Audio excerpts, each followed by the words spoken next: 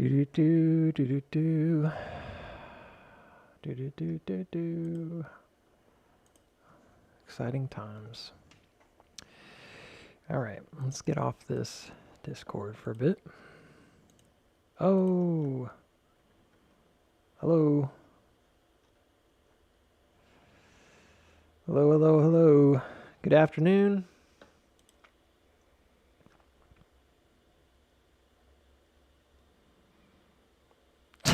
That's already happened. I already called for that, so it's too late for that. I am in a bookshelf. Yeah, it was good. I was really busy this morning. We had an air conditioner go out in our car and they were working on it. My wife really needed to get to work on time, and my kiddo was home from school. Like, there was all kinds of stuff going on this morning. So I did not come on this morning, and I actually think that's fine. You know, there's an element of this that needs to be individualized, and especially when you're in a place where you might think about taking profits, it's a good time to not be streaming because I don't need to influence that. Honestly, this doesn't look bad from a technical standpoint beyond just being really, really, really overbought. There's no if and buts about it. If this closes where it's at right now, it's going to be more overbought than it was in May last year. That being said, it also pushed out a little bit into this higher channel, and it pressed against that daily 180. So there's a lot going on here that could incite a breakout, but I'm still looking at it coming back down. So if you're hoping that I would somehow change my mind from the last several months of TA, then you're hoping against hope. So, because I'm not changing my mind. But what is there to say? I mean, we hit $4. It didn't do a backup first, just ran. And when we had gone through this we went through it a lot. Really, a lot of the earlier predictions, I suppose, were that it would come up pretty soon. And I think by the end of May was one of the earlier ones because we were looking at the May 19th area, and the May 19th area did not end up being like a significant breakout. Well, I take that back. It did end up being a significant breakout, but it wasn't what we were expecting. So a lot of the early stuff, and I'm not going to go back and forth over this too much. I just want to kind of recap because it's important if you're going to say like, well, what now, right? Where are you going to go now? Then I think you have to go back to just where were you expecting to be and how would you get there, and then how would you get back?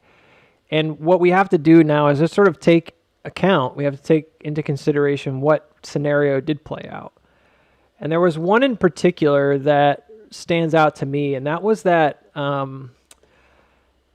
that kind of repeated upthrust scenario where you have bigger moves with deeper pullbacks, and it starts that way and then it ends with kind of one big shebang because of Memorial Day weekend. It may not be over. I would not be surprised if we gapped up to like 480 tomorrow or something crazy just on account of like doing it. There's a possibility that happens based on where we see it last May.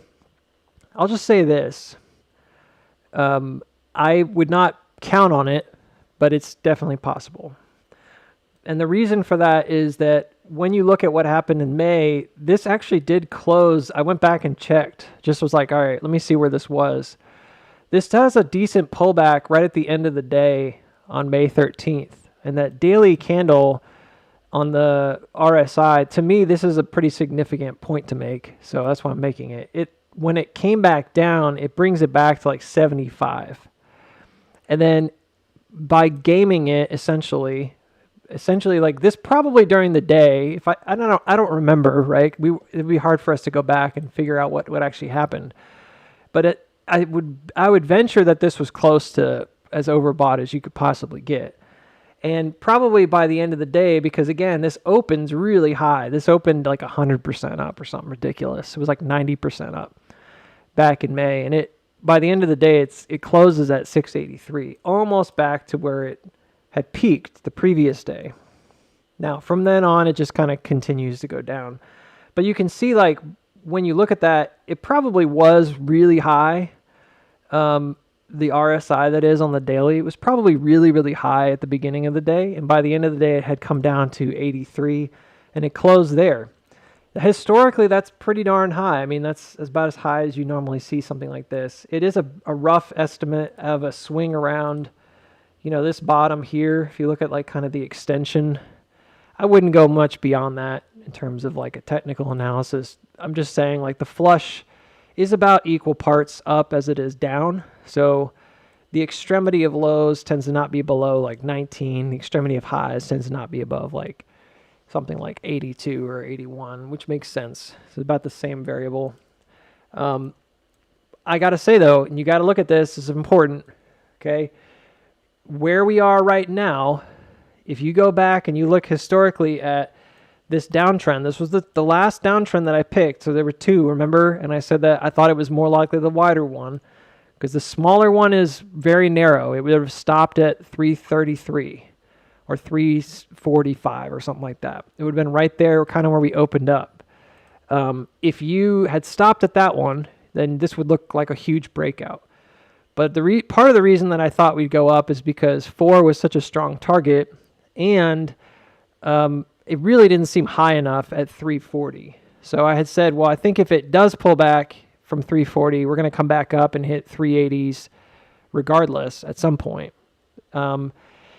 There was a small chance, and I said it, I said as much, based on some of the timing that we popped here, and I had on the chart a little backup, and that's pretty much what happened on Friday going into the long weekend, is it sat on top and it closed above here, closed above 320, and then it just took off. So big box office weekend, good excuse to run.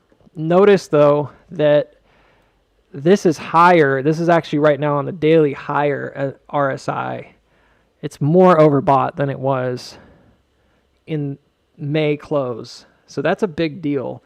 I don't think it necessarily means it couldn't gap up again. And that's what I'm trying to say. Like, I don't think it would be that surprising to see this kind of gap up even to like that 430, maybe even a 470 level back to the middle here.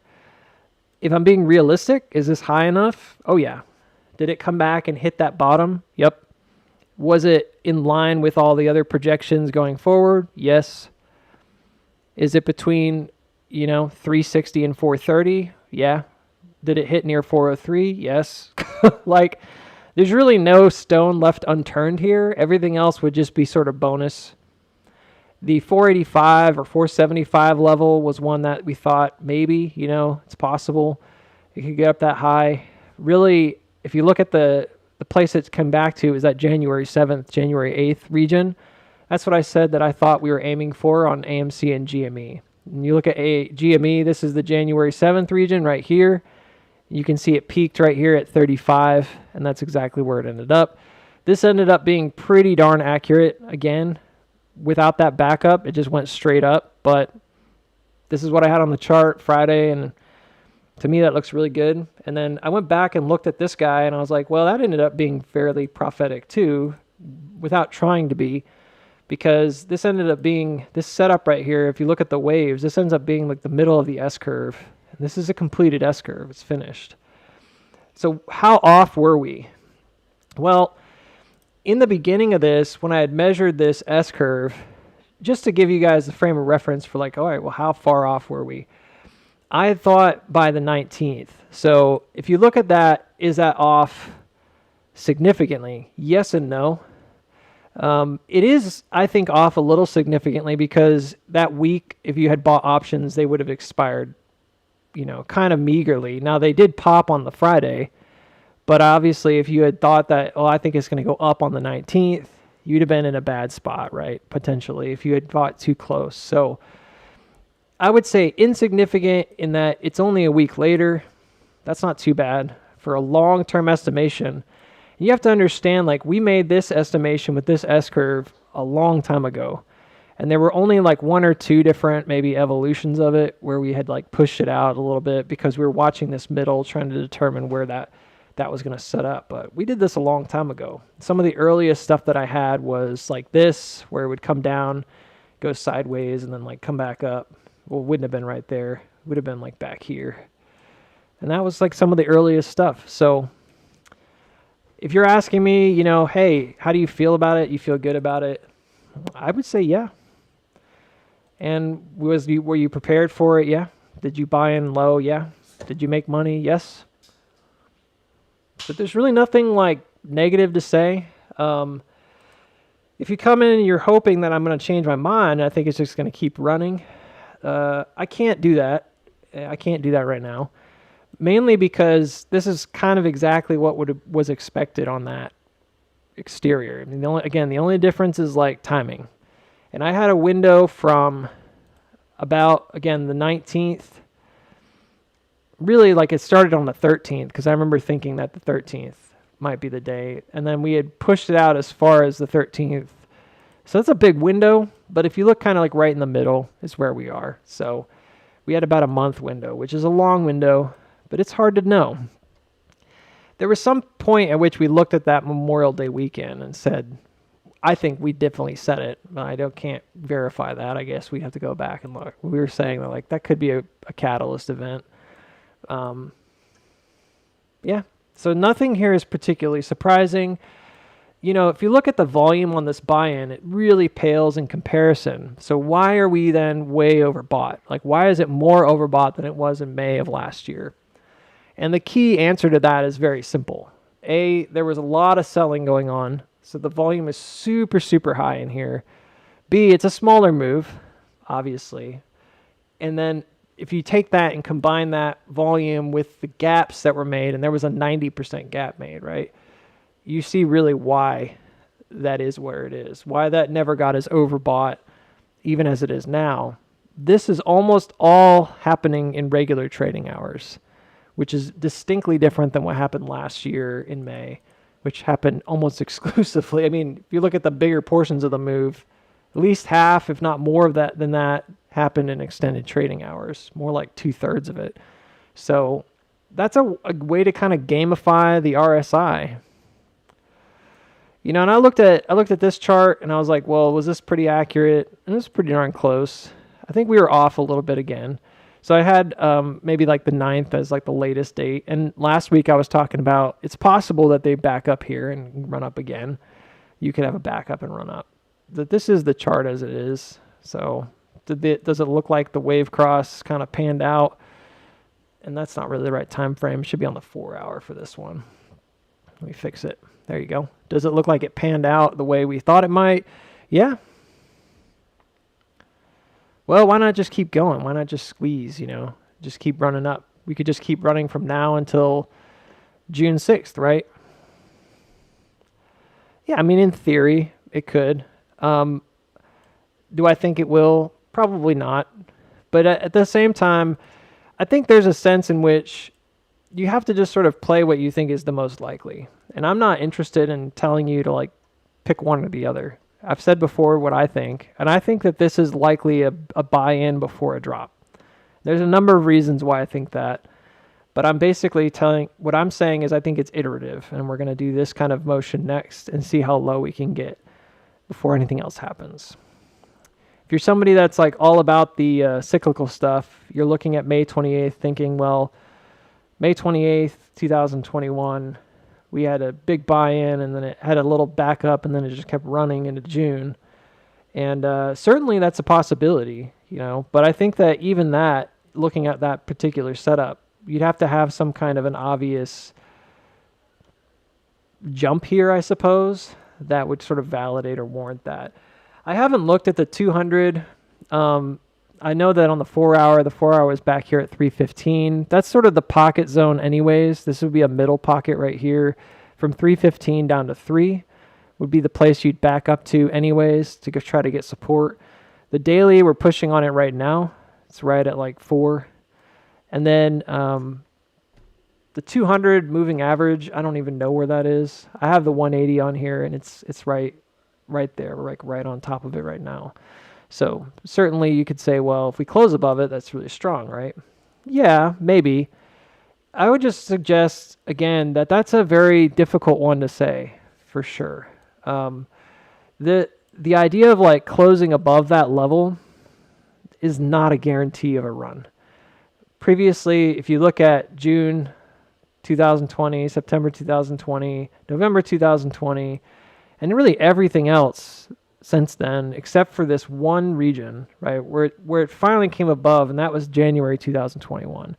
That's really the only place you see that cross happen where it results in a big move. Every other time it's been distributive. So closing above that by itself and by extension the 200, because this is really close to the 200 at times, would not necessitate a run.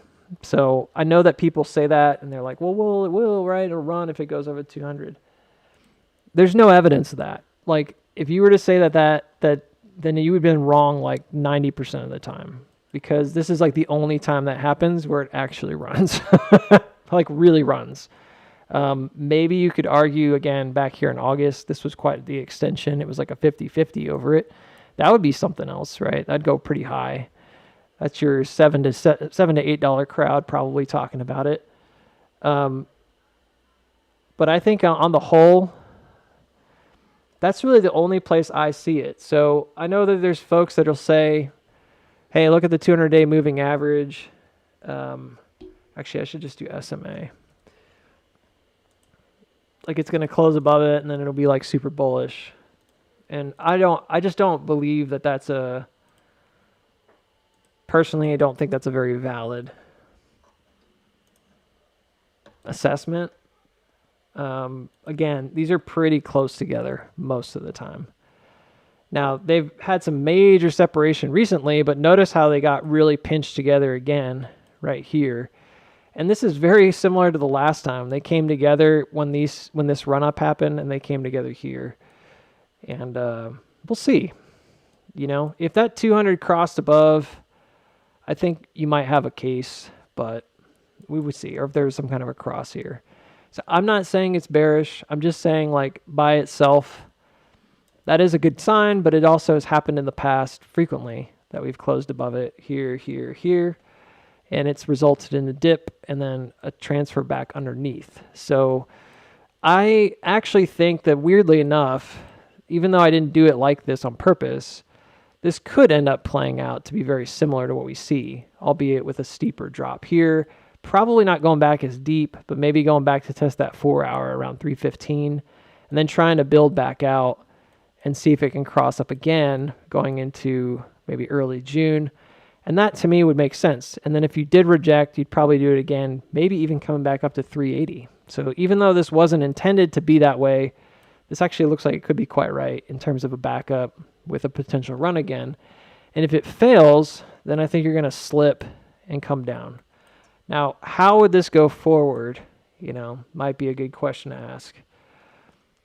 There's a couple different ways. One, if it's truly just a squeeze, it just pops up and just keeps going. There's not really much to say about that. It would just be a squeeze motion.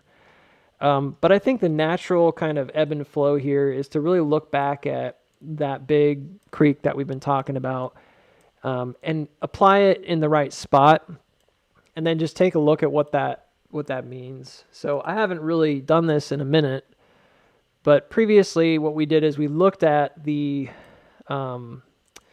I looked at this major creek as if this is kind of the one that matters the most, because when you take a look backwards and you use the chart that's the, you call it like the chart shift version of it or whatever, this actually hits like right on top of that. So you can see with that, there's a clear candle that's being built over top of it, right?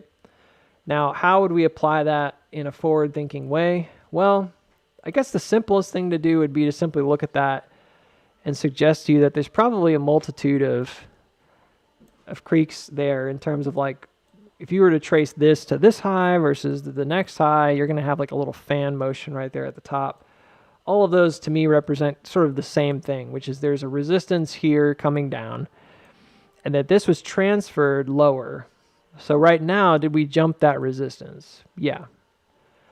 But in theory, if I were looking at this, and again, in practice too, I would expect there to be a backup here before it kind of, and like a real strong support grab before it really takes off. So again, like how would that look in the present time, assuming that it did that and it held up? Well, you have a parabolic curve right here that's going really, really steep. And off that parabolic curve, you have multiple possible support lines. But usually the last support ends up being the one, like the most recent one, I should say, ends up being the only one that really gets broken if it's going to keep going. And so you might get a backup here to go check that creek and then just take off. That's very typical. As it stands, you know, it looks like it's just going to go. But I have to just kind of warn you again, go back and just kind of observe and just see like, all right, well, this has happened before and it certainly could have like even a gap up motion. But that doesn't necessarily mean it's any different than what happened here. You can't draw that conclusion. And we never got a spring. So again, like there's no evidence in my mind of a spring motion here. What this looks like is it approached the floor, it made a higher low, and now it's propping it up. And that's exactly what we saw in 2020 when it approached the low here and then it makes a higher push.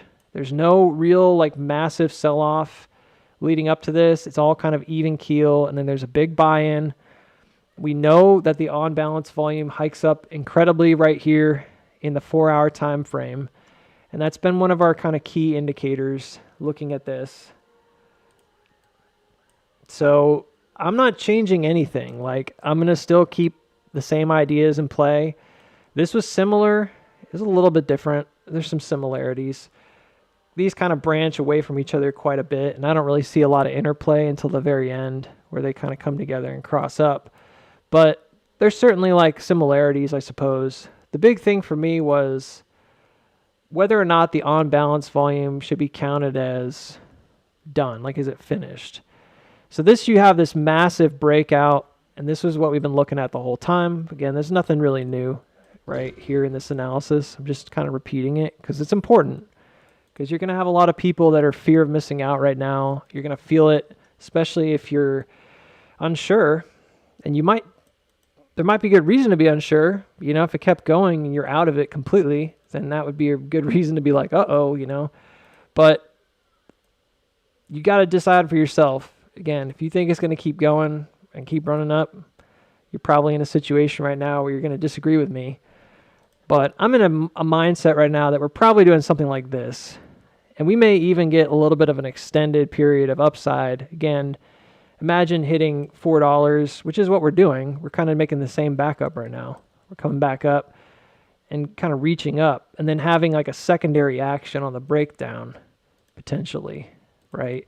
That still tries to come back up. And I'm imagining at the moment that this is probably what we're going to experience with that potential to hit 380 again after dropping kind of the main move. So if you're looking at this as a similar setup, you might say that this is a little too low. I would say we're more likely in this situation where we're hitting this bottom. So again, this was backing up to the support area, checking that again, and then it's advancing away. So this did close frequently. This is a 4-hour chart. So you can see there's frequent closes above that 200. This stayed above the 200 for quite a long time, and that really props up that on-balance volume quite a bit. And then once it closes below it here, then you get the massive drop into the real spring, which actually goes and hits a new low. That's the scary part, but there is a silver lining to that, which is that, hey, if this goes into a spring, it's done afterwards, and that means the range is like finished. So again, very similar. Approaches it on kind of weak volume. The volume pushes out. Again, you get this kind of buy-in period right here. The volume's elevated. You can see it's similar to the buy-in that happened. This is comparing us to like May to now kind of thing. And then after earnings right here, it kind of crosses up the creek and goes. Very similar to what we see right now. So almost 1-to-1. Almost 1-to-1. So there's a similarity in more than one way. And ultimately, you know, I may have messy charts at times, but the idea here was very simple, which was that you're propping up the on balance to then drop it back down and get to this range. This was my approximate range where I think you're wanting to go. And it's just like the previous time. It gets to this earnings, and then it has the change of character right here. The iterations start building out, and you get these rapid upthrust, 1, 2. So I think that 3, if it happens that way, and then again, where's the on balance volume? Did it rocket? Oh yeah. Guys, it's right here at 45. And I don't know if you remember, maybe not, because the way I drew it here, it doesn't look like it meant to go any higher. But actually it said that I thought once it gets above about 45 here, that this is kind of a sell zone, in my opinion. That once you get the on balance from here on, like these are essentially sell walls in on balance volume. Well, what if it just builds a support there and runs again? I mean, it could, but even there, last time this happened, it was in November, and it jumped up above, and it had one more push in it. Prior to that, we did not advance at all from July through August. It just sort of topped off there. And then again, one other time was in that big push in June of 2024 where it kind of moved there. So that tried and failed. All right. Is this a different time? Are we in a different spot? Yes. That doesn't mean it has to fail. Okay, I'm not saying that. I'm just saying that to me has been like a sell zone because of that. You can see, again, it's very linear, very sideways on balance volume. It's very diagonal and curved almost if you look at the same points here. So anything above there to me is like, okay, where are we? Is smart money selling into this now? Are we experiencing volume because of that? And I think there's probably some yes to that, because you can see there's a pretty high volume candle, this second one, and it's not really going anywhere. Well, that could be a buy-in, like they're buying in again. Maybe, but you got to remember, like, who's buying in, right? That's the question. If you answer that question with, well, retail's buying in, okay, then it's not really the greatest answer, because if retail's buying in here, where's the rest of that volume coming from? That's somebody taking profits, you know. So the way it stands, I'm feeling like it could have another gap. I think it really could. It could have a gap up. I wouldn't, again, expect that and be like, oh, it's definitely going to gap up, so I'm going to buy now or whatever. If you want to do a YOLO, do a YOLO. It's your money. But the idea of it gapping up at that point would be like, all right, that's kind of it. You know, maybe we're hitting 470s and then it's going to probably come back down pretty hard. And that would be consistent, I think, with what was expected with that pump. So my analysis hasn't changed, like, is what I'm trying to say. And I'm not going to change it. I'm looking for consistency. And what I was expecting was some kind of a push here that elevates that OBV.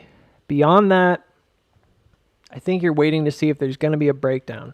And it's not here yet, so don't be like, well, Booksy's already like bearish on it, you know, and it's just gotten here. Yeah, but this was the target, in my opinion. And if it goes higher, it goes higher. You know, we have higher markers here that we've talked about, some pretty darn high ones, actually. Like the gap up at 520 is kind of crazy high, but I think it could potentially go there. I just don't think it's the most likely thing. And then again, it's like what would normally happen on this anyways is that you would expect there to be some kind of a backup, and I deleted it already, but you'd expect there to be some kind of a backup to that creek.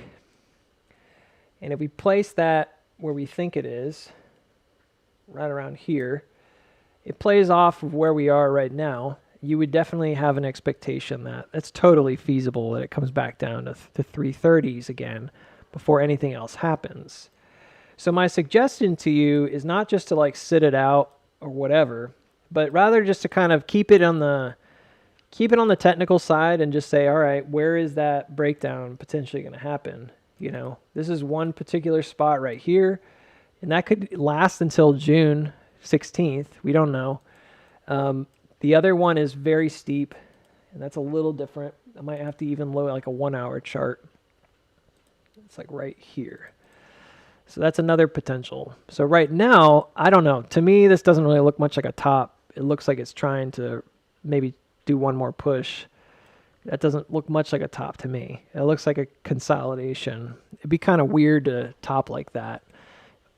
Usually when we're topping, we just kind of pull back immediately. So I would say that there's a possibility, again, this could kind of gap up tomorrow. And who knows, we might hit that in after hours and then be on the way back down by morning. That kind of was what happened last time. We hit like a high. And I mentioned that previously, that like the 485 and the 5 targets, those really high ones that really weren't in my main target range, they might be after hours. They may be extended hours moves. So just be mindful of that. It's not impossible that it gets there. I'm just kind of like, all right, made it. Now there's a possibility it runs up, but let's wait and see. So I'm doubtful it goes way beyond any of those at this time. And there's a number of reasons why, but the main backup here, as I'm trying to say, would be about 330. That makes sense because it's the previous top from over here. So it's kind of right where it needs to be in this zone. There's no real check there at all. So naturally, that's where you come back to. I would not necessarily say it has to have a sign of weakness, but if it's going to come down, it probably will.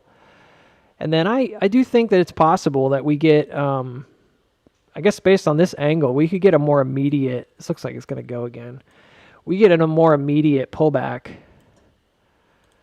if that happened, like an auto reaction if that happened. So it might even be like one of these things where it comes up pretty high on the second push. And then we'll see what happens on the last one if it comes back down. I don't know. This is very wide, so it's very strange. It's extremely wide compared to the steepest. It's like there's a huge amount of space right here. And that always makes me wonder, if we're just going to kind of chop here for a while. It makes sense to me because the market's going through what should be like a phase 4, like a 4. And that is... again, it's pretty logical to me that we might have something like that. So like a wave 4 that needs to trade a range. And I was looking at SPY and IWM. They both jumped like creeks where they were going down and then they hopped going up, but neither has made a higher push. And it really isn't a place where you could build out a range. So both of them may be doing a little bit of a head fake kind of, well, that's not the right word. Not a head fake, an auto reaction. Does that make sense? So there's a strong reaction that's happening, but they haven't actually made new highs, and so they're ranging out. So I'll show you really quick. Apple, really bullish on Apple right now because this setup is super tight. And to me, it looks like even if it dropped here for a little dip, it's probably going to rip. And Apple's way behind the rest of the market in targeting those March 4th and January 7th levels, which are at 232 and 241 respectively. This to me is a cross up right here. It's pretty clear. Could it come down again? Yes. Like I said, there could be a drop here. It hasn't quite broken out, but I'm really quite bullish in the short term for Apple coming back up to 230 to 240. Oh, that was on the chart. And Apple's a good one. Again, of the 7 that we usually kind of talk about as the Magnificent 7, Apple's very behind. But it's set up really nice. It looks a lot like FANG did right here when it backed up. And then it has like a big pop to jump the creek. So anyway, so this is SPY and IWM. So if you look at it, like none of this looks particularly different yet from what we expected. Because if this is a 1, 2, 3, then 4 would be corrective. And it did correct, especially on SPY. It broke the trend here. So it's going back up and it's kind of trying to get back in. Could it be that quick? Yeah, it could be. And then it'll just run up.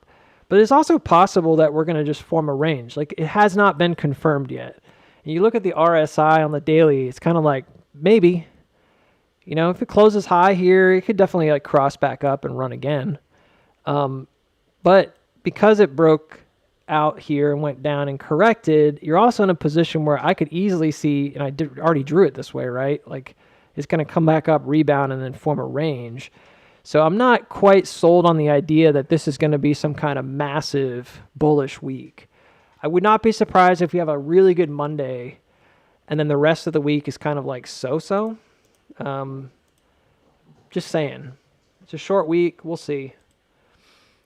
Like we may still get some bull side. I'm just saying there's a bit to do here, to sort of prove that it's going to go up. I think has to have a little bit more. So, yeah, so there it's getting a little bit of a breakout. I might do a quick options trade on it just for the heck of it. Really? Yeah, why not? You know, there are going to be a lot of option sellers right now, so they're going to be looking for people to buy in, but I'm not looking for something like long term. I'm just looking for something like an overnight trade. So I think it's a decent enough setup that there might be a pop in extended hours. I wouldn't throw a whole bunch of money at it because I've already made good money. I don't want to lose something on a whim, you know. Kind of a knee-jerk reaction type deal. But I wouldn't mind getting some 450s for overnight, just trying it out. See what happens. Yeah, I think it'd be fine.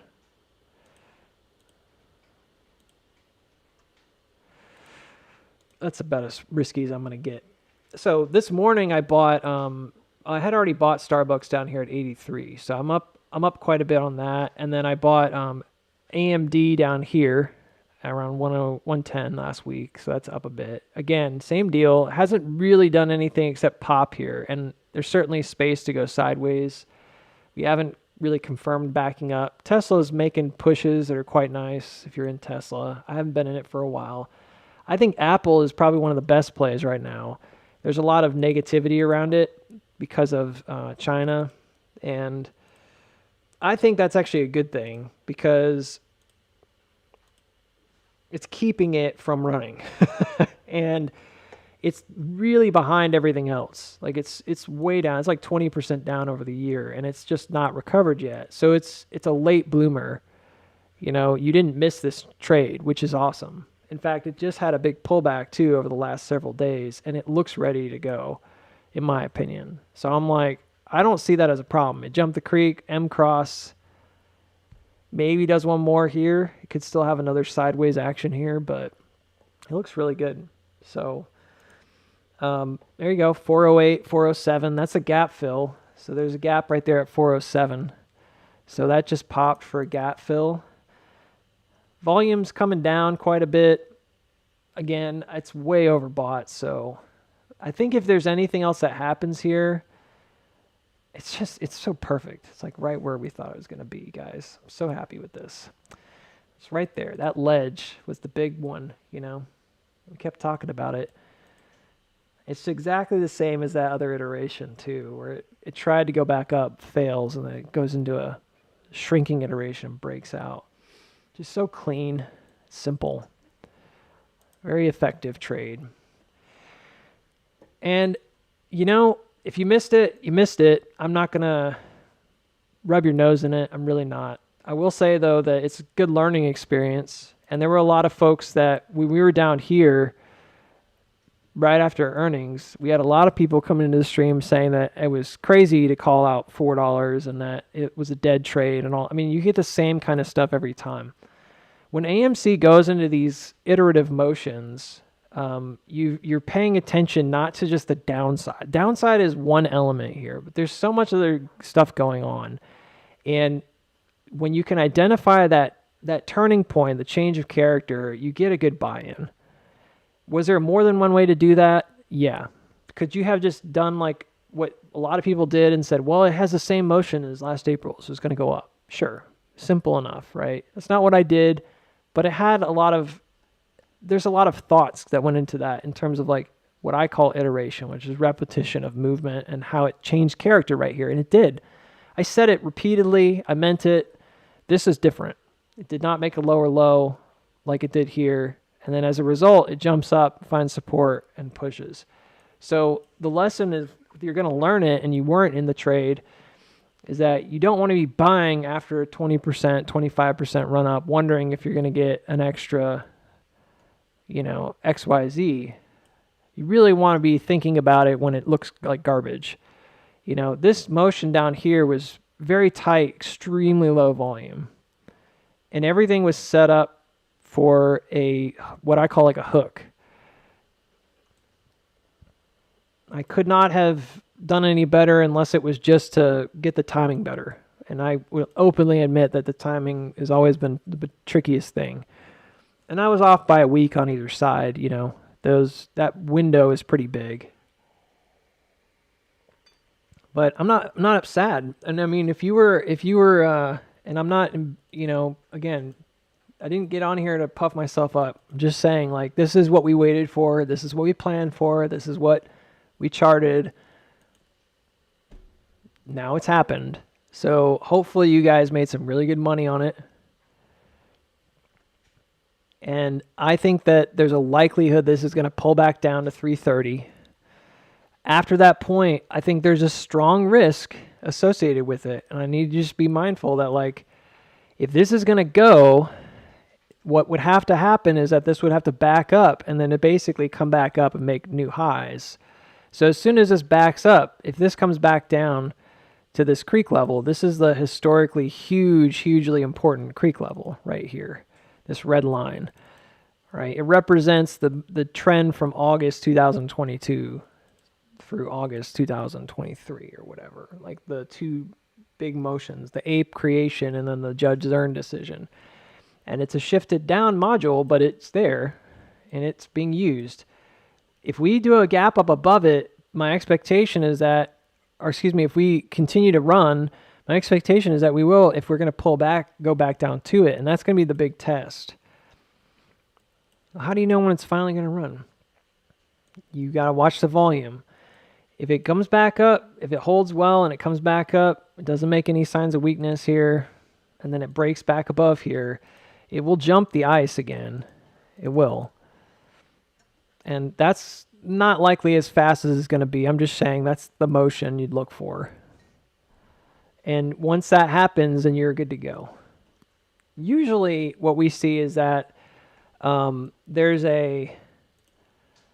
usually what we see is that even if there's a gap here, there's kind of a drop that's like a 50-50 kind of drop around the final marker because it's going to make a curve, So if this were to hit like 434 or something like that, for example, then it would do a quick drive back down through this, and it would turn this, currently it's a bottom support trend, but it would turn it into what I call a cross, where you're coming across it at an angle. And that's why I'm saying I'm not really sure that the rest of this week is going to be particularly awesome. It's hard to say right now that would happen. It looks to me like the whole market, we'll see. The whole market's like kind of excited right now, maybe overexcited, but it hasn't really shown itself that it's going to definitely go. We're just kind of, all right, we broke out, cool. That could just be an auto reaction. We're not sure yet. I'm shrugging my shoulders because I don't know. There's really not really a perfect way to tell. My expectation was a little bit more sideways here. So if I'm wrong, but at least I'll be careful about it, right? Some of these tickers might still run though. Some might be pretty strong and keep running. Like I said, Apple to me is like way behind. So it would not surprise me if it has more of a chop upward, whereas others may be more sideways, and down. And who knows? Squeeze is a squeeze. So I'm actually looking a lot more at puts right now, believe it or not. So I'm looking at 2.5s. And I'm thinking about this marker right here, which is the middle. So there's going to be a moment of truth on a backup. The way that this is set up is very important because what they do, and we've seen this before, is that you get this kind of broadening on the way up. And when that happens, these creeks become elevated and more elevated and more elevated. You get this kind of fanning motion. If it comes back down, and it has a failure here at some point, it may hold above that for a moment, and then try again and fail. And if it does, then these become very, very, very relevant because anytime it does that walk back down, those are usually going to end up being kind of your supports on the way back.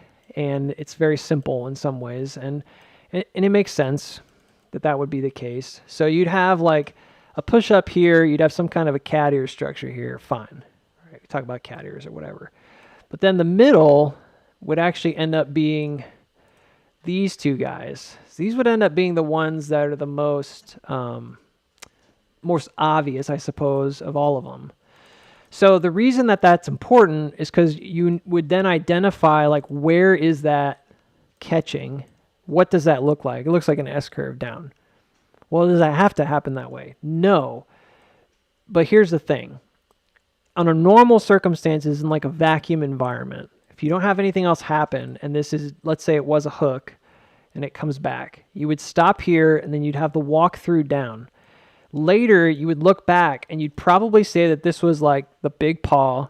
You'd come back and you'd say this was ear 1 and this was ear 2. And that's the way you would see it. This is me looking at the future, not the present, not the FOMO, not the 24% day, not the possibility of a gap up, because it's possible, and not looking at what if it just keeps running, right? Of course, that's a possibility. But you don't need someone in TA to tell you that it's squeezing and it can keep running, okay? That's not necessary. It's kind of like, all right, well, it just keeps going, you know?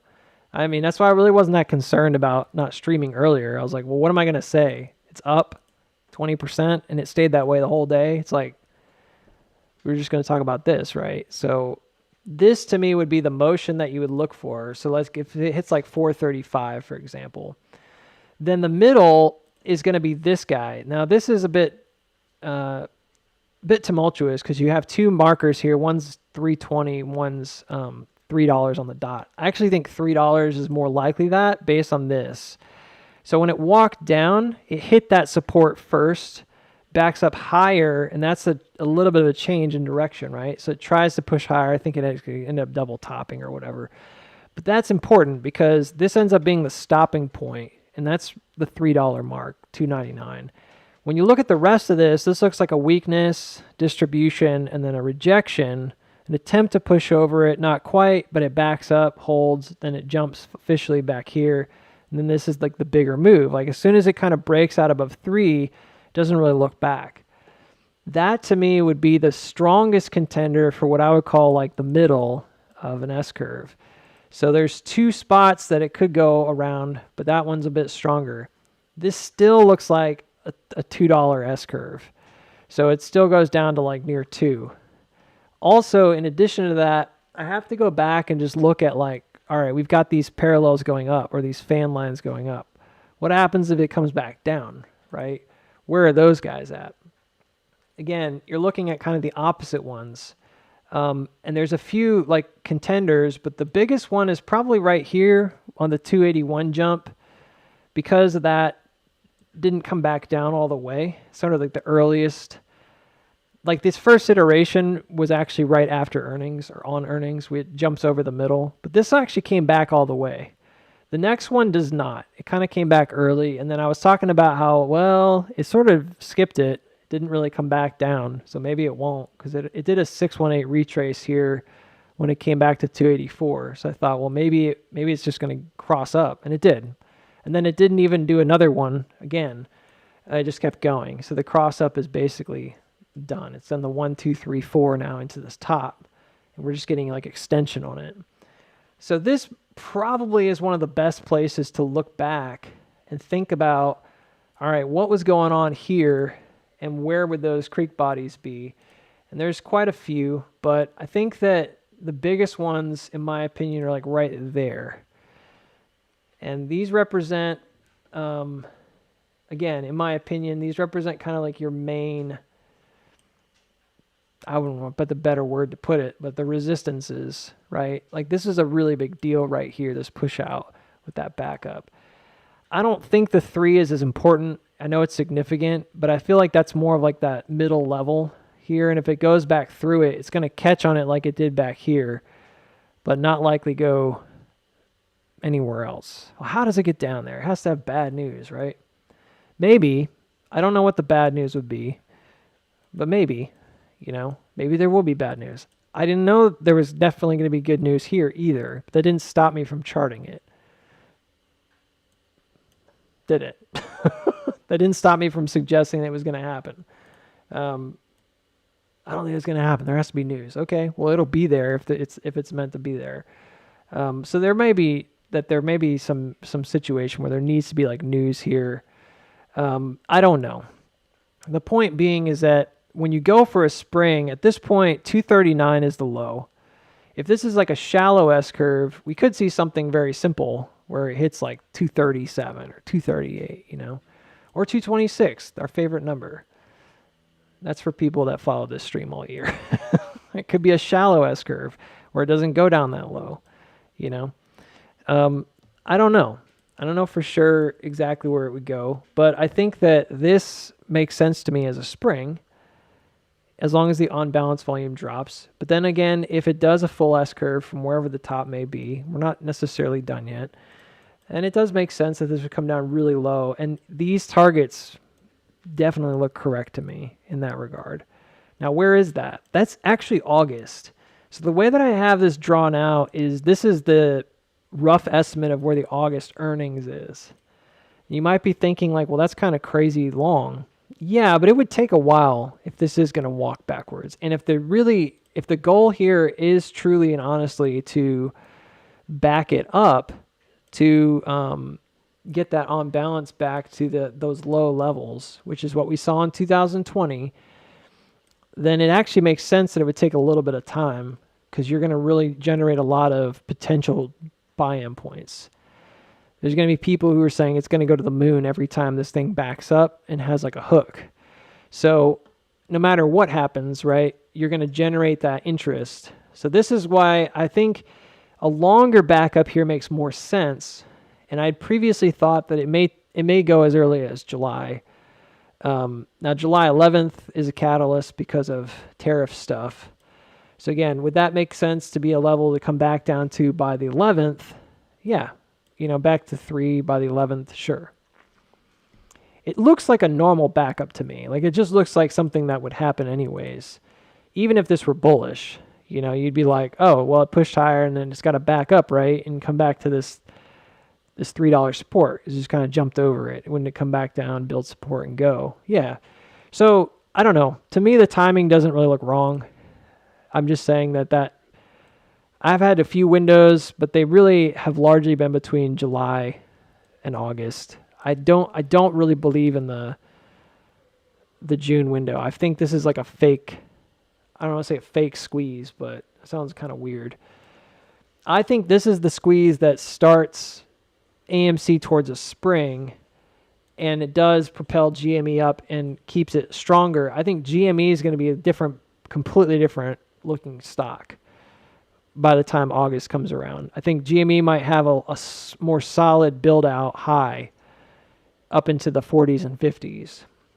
And I think AMC is going to take that time likely to come back down.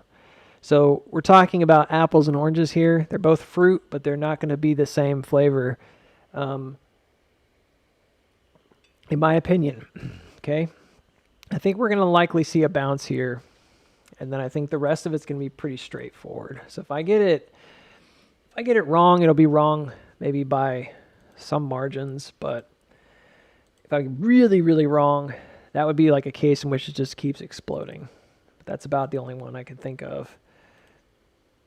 Because I think everything else here is very simple. Like, it's lined up perfectly. Like, this is like perfectly lined up to go into like a distribution cycle and then be back down here by the 11th, and really, honest to goodness, just be completely and totally like painful build out. Honestly, it looks agonizingly slow.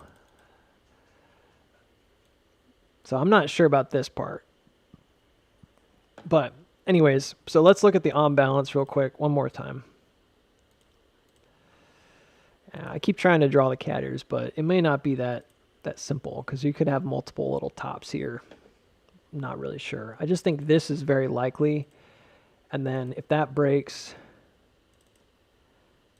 I don't know, it's so slow. It's probably going to look like a micro cat ear or whatever, like a smaller one. But if that breaks, then it would be, again, like a bigger picture move. And then probably going to chop here towards 3, I think, going into the 11th, which is that tariff news. And that makes sense. This would be like another iterative motion, and it gives you the same kind of sense of like something good might happen. And you can definitely see why that looks really similar to the big picture in terms of like the setup. This guy right here basically happening right here, but smushed up into a corner. Yeah, but I don't think GME is going to do that necessarily. I think it might back up to 29, but that's about as far as I would take it backwards if I did take it back. And that's just because it jumped the creek here, and it doesn't need to necessarily go sideways and low. It could. But I have a feeling that GME is going to act a little differently. Based on what we've seen in its behavior pattern in the past, it would make sense. So again, this is like an S-curve that kind of drives above, tests some things, drops low, pushes up. We do the same thing here. We're doing that push up. We're going to have to come back down and recheck these levels. I just don't see it how you could avoid to do that. 330s. So anyways, I'm looking at puts for pretty far out. I think July might be a bit dangerous even because it may take a long time to come down.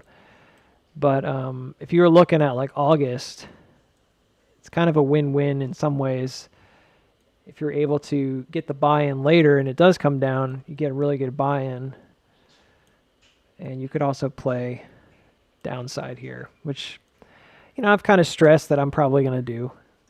What's the deal with the shallow S-curve, Booksy?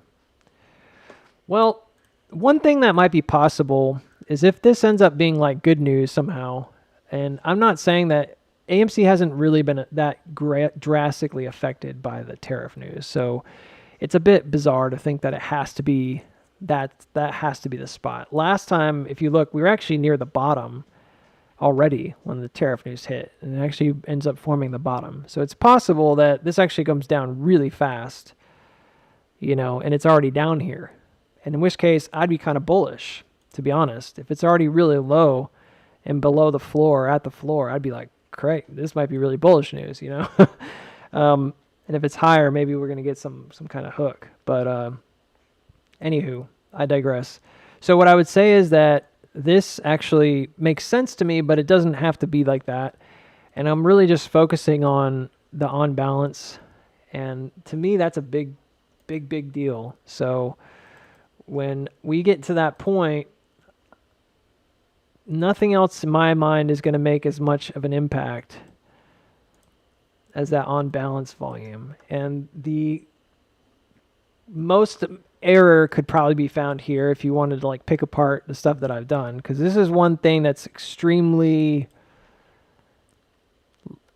it's almost like brazen, like, because you're kind of saying that you have this like it's a difficult one for me to do, because I know that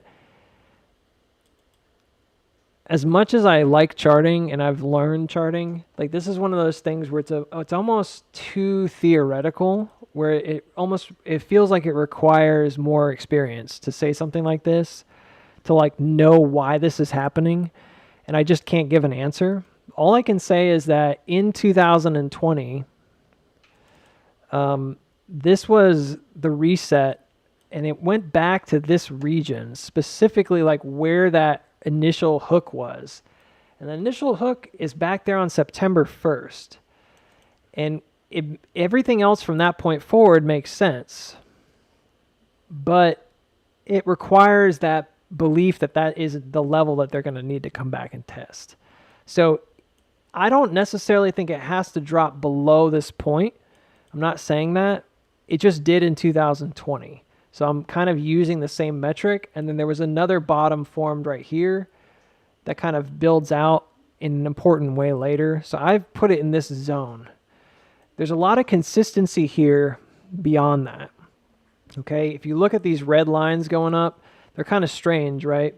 But what I noted was that there was a on balance trend that doesn't appear consistently in price action, but it does lend to a very strong interpretation of this creek cross as a actual cross up before a drop, because that would be a totally normal hook action here, right? To kind of bring it back up and then drop back down. It's totally simple wave price movement. And I'm like, yeah, that's exactly where you put it. This doesn't appear to be relevant in the price action because there's no trend there we're currently like above, right? But for whatever reason on the on balance, that is there. You take it a step further and you look at where that middle is, and we had defined the middle as back here on like the January 4th area, not surprisingly, kind of where we are right now, right? We talked about that earlier, the January 4th and the 11th. This is kind of the middle of that spread. You can see right where we are. This is like still interacting. This is exactly what you would expect, is to like push up off of this and then to kind of fail through it with some final motion up if it does distribute. That would be the second half. You see that? So it's like, it's not perfect, but it does make a really strong case for like, oh, that's the second half of that channel. And the first half was December 6th all the way down. And it broke through, formed a spring bottom, right? By dipping below liquidity-wise, came back above. It's like a 50-50, right? Here, above that middle. Nice solid like S-curve motion so far. Kind of makes it, I don't know, to me it's like, yeah, that looks right. And then the rest of it is the walk down, but it's rapid fire, and it brings it back down to that low value. So is it definitely going to hit there on August 6th? I mean, I'm pointing at it right now. That's August 6th. It's literally like in that intersection. So I'm not saying it has to happen, but it certainly seems set up to at least be a possibility. Like a strong possibility. So in addition to everything else we've talked about, that's there. And I actually think that makes a lot more sense of the bigger picture. In theory, that brings it down to just what happens on balance, not price action. More of the same. I thought you were going to say something different, Booksy. No, I'm not. I haven't changed my mind. If you're thinking I was going to change my mind, I really think this was kind of the big portion of the run was kind of already done here, and then we'll see the rest play out. And this is it's kind of a huge double whammy call out, I guess, if it hits 4 and then comes down really low, because that would be a really big head fake for a lot of retail. So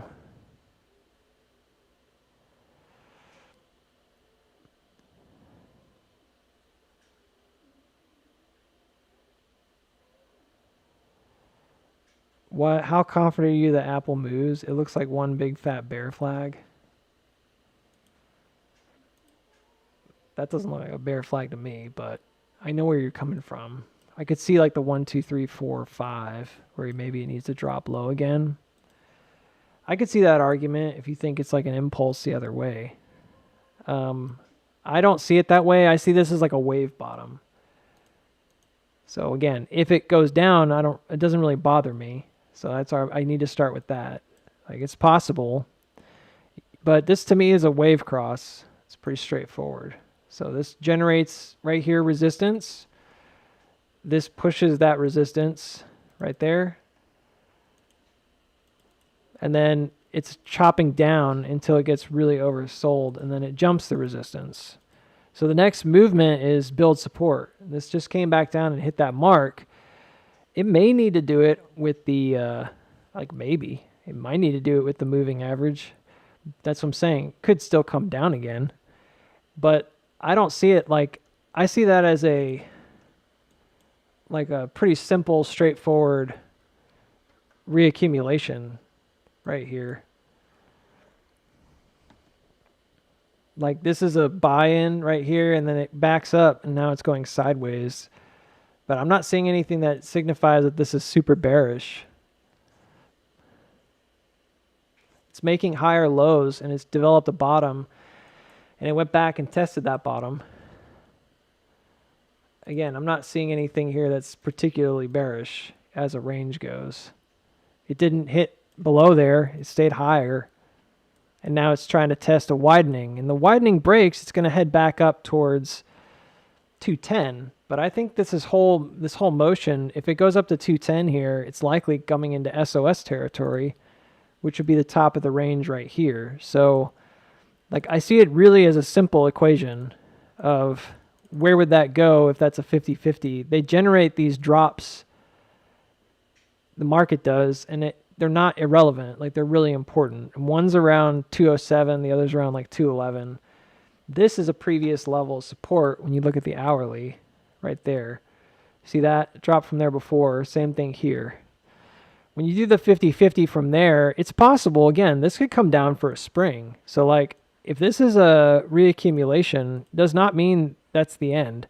This could come up and then quickly come right back down and go into a spring motion that looks like it's going to drop off the face of the earth. Maybe it tests back below 189 even, but that's pretty typical. And if I look at that, again, RSI, I'm not seeing anything here that makes me feel like this is a bear flag. I just don't see it. Like it looks like it would need to come down maybe and hold a support, but that to me is like happening right now. Like this is the creek cross evident right here. It's already done it. So it's jumped up and over. It looks like the RSI is advancing beyond where we are, and I just see that as a creek jump. It pushed resistance, backed up, went low, came back down on top of it. So is it possible, again, that this has like a deep backup and like a spring motion? Yeah, but then it goes into an SOS, in my opinion, and runs up. So what I was looking at was where do those targets for, where are they going, right? 220, 232, and then 241. And those are logical because this is a widening, and the widening hasn't finished. So if you look at where that widening took place, there's a marker here and here. There's kind of two middles. See those little bumps? This is what I call an M cross, which is where you have a resistance that's being jumped. So it forms this M shape. Those are your middles, and then this is the bottom, bottom, bottom. Not complicated. So if I look at that from that point of view, you're really just right in the middle, waiting for that jump to happen. I would even say it's like right there, maybe even lower. It's hard to say. Maybe like right there. Yeah, that's better actually. It's kind of weird because it is like a 50-50. But notice how like this comes up above it, backs up, and then once it gets to that point, it just kind of breaks out and goes to the top. Where's the top? The top's way up here, like 230. So I don't see this as a high risk situation. Like to me, it's like, it's kind of right where it needs to be. Like, I feel like if it comes back down and hits it, so be it. But it's not a... I don't know. I had to kind of do more work on this because I just kind of pulled that out. But I think that might be about right there. So you can see that jump. It's just right in the right spot. So the wave would continue up towards 233. And that's a logical level to come back to. That's the January 7th level and the March 4th level, which is what we've been looking at on most of the January 7th to March 4th is 241 to 232. And that's what we've been looking at for most of the stocks in the market. They came back up there. This is an early bull push to try to like generate that trend back up. It fails. Now you're kind of going up, hitting a resistance, retreating away from it. It's generating, again, that spring motion. That's why I'm looking at this and I'm like, it's a pretty clear like 50-50 to the upside. There are resistances along the way, but you got a really simple path from bottom to top here. That's a slingshot.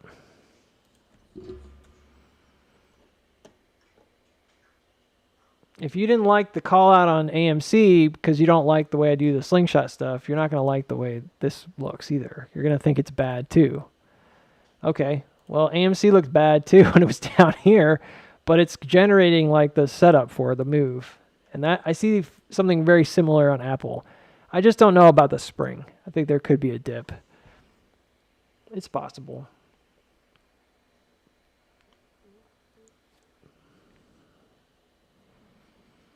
From the bottom, I wouldn't suggest much else just yet. I wouldn't like kind of go overboard here, but it does look like it's sort of sitting on a middle. It's not because of where we are. That line is there, but you can see that the drop-in zone right there, this is the anchor. And I think that again represents like a middle S-curve. And that goes to 237, which is this gap. So pay attention to those markers because a lot of times they represent like increments, market increments. So none of that says, oh, you couldn't go back below there. Nothing says you can't do that. But I'm suggesting that that is probably the right marker and that it is going to go up to 237. And it makes sense because of the widening. Timing is another question. Not 1,000% sure. But you can clearly see, like, well, earnings is on the 23rd. You'd have tariff news before then. You know, would it make more sense to bring it up into the 11th with the risk of tariff news turning sour? Maybe. May make more sense to keep it low until July, but that's just news. And I didn't even look at the big picture, to be honest, but big picture should support this.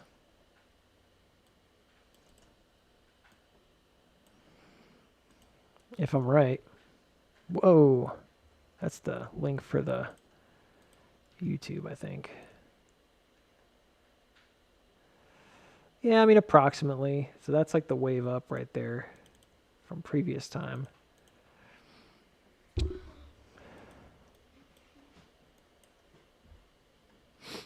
Yeah, it supports the idea. Because that's where the SOS needs to be, right here. Isn't it? Right on top of that marker. Needs to jump back in. So I don't guarantee anything in this world. I don't think that there's a guarantee in the stock market world. What I do is I say that this looks like a really good setup. There's clearly indication. I read the chart and I say, I think this looks like a setup that would pan out this way. And there's reason to believe that this is bullish, so on and so forth. I like the contrarian plays. I like that this is delayed. I like that it hasn't hit those markers, that it's waiting for good news. Does Apple necessarily have to get that good news compared to some others? It's different with the tariff stuff. It is. But, I mean, it's also like, it's going to really benefit a lot, I think, from good tariff news. So there's that, you know. This looks like a resistance too. So this could be a pretty significant kind of middle zone right here. It's going to try to go all the way back up. And if that breaks, then this is going to go back to the top. And I think there's a gap right here. Usually on the widening, you go back to where it began. I think it ended up being this middle zone at 253. So if it did break out longer term, and I don't know when that exactly would be, but longer term, it'd probably do this. It'd be like a bigger move.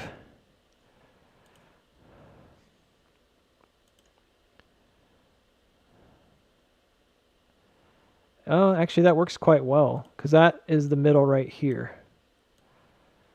Something like that might make sense. That's not to say that it has to happen, though. That's a silly thing to say. If I said, oh, this is going to definitely happen, then that's silly. What I'm saying is it looks like a really good opportunity.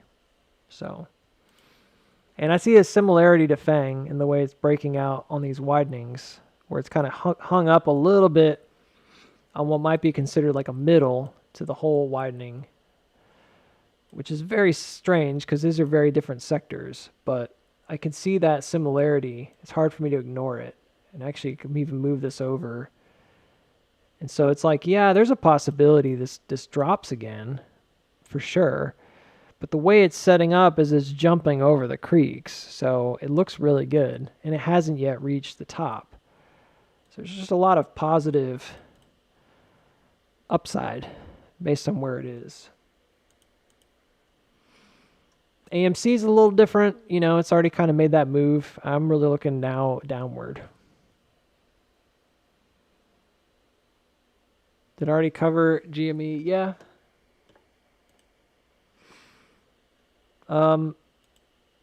There's not much to cover here. I mean, it really is like right where we kind of thought it was going to be. there's been a couple different ways that this could have gone, and certainly this pump from to 28 or whatever that came all the way back down to 21 is very unusual, but it's not overall like been very different. I could go back to the old chart if you want to see it. It's pretty much the same thing, you know, but this is essentially like where we thought it was going to be. Come back up to 32 to 35. So do I think it's going to just keep running? No.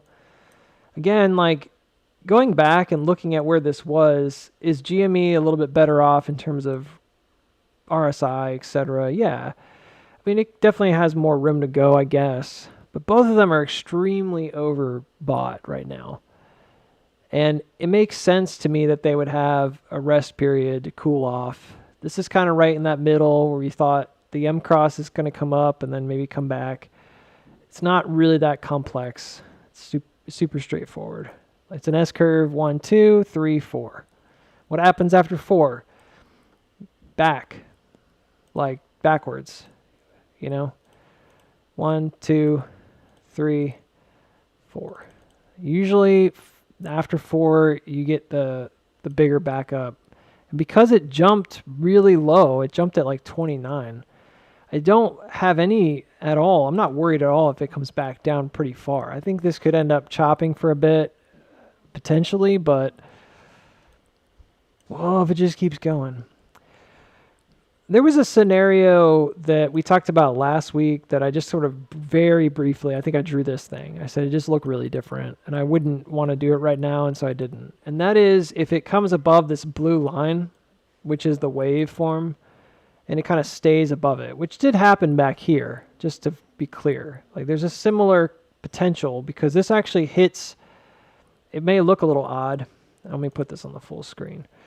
But this actually hit the highs that we're seeing right now. It actually hit there really early, right there. But notice it still has upside. That's entirely possible. Like GME may have a good, you know, $5 to $10 more in it over time. This is where it starts building a top though. So like it's a similar motion of like M cross up. What we just want to see is that once it gets to that final point, it's on top of this and it changes character. It doesn't drop through it like it did here. So a healthier way to look at it, I suppose, would be that you could have some more upside here, but that when it starts coming back through, it develops, like the early backups go far enough. It doesn't have to go. And then when it does start backing up more, it takes time to like hit every level before August. As opposed to this one, which stayed really elevated, never backed up, and then it does it all later. You want to see it go down early. Really? That's not bullish? Yes, it is. Because if it backs up early and it makes those checks, it's doing it because it doesn't need to come back later. You know, it doesn't want to come back later. The market doesn't do that unless it's trying to get ready to run and check liquidity levels. So that gap that we have, it's not much of a gap, but it's like a jump that we had back here at 29.50. That's definitely potential. This whole area is potential. So this should be like an SOS right here with a backup, and then it goes into like an extended type run. That makes sense. Maybe more like this. And that's what I want to see. I want to see that this doesn't actually form like a high top. But there is a possibility that you see something like that and then it has a deep backup later, which would again, maybe coming above, riding up to like 47, and then later on having like a deeper retracement back into August. Obviously, I prefer the first to the second. And the timing of it is a bit irrelevant to some degree because, like, well, either way, you'd be okay. But I do think it's more likely going to come down after earnings. And this is similar where you have this kind of backup and then it runs again. I don't know. I had seen 37 to 35 as kind of the region, mostly because of this and this. It's pretty straightforward. So I sort of expect there's going to be some kind of final rally near the 10th. So it'll like pump up, drop, and then go or something. And then that's where AMC will get a final rally or something like that as well. So again, maybe a little bit more pump up, maybe, and then drop back down. And then somewhere around like the 10th, tries to go back up again. And that's where you could essentially have like a failure to advance. It's either one, right? I guess I'm like still favoring the bigger backup. So this right here to me makes a lot of sense for GME because it backs up and then just starts going up and doesn't come back down again. That was really bullish.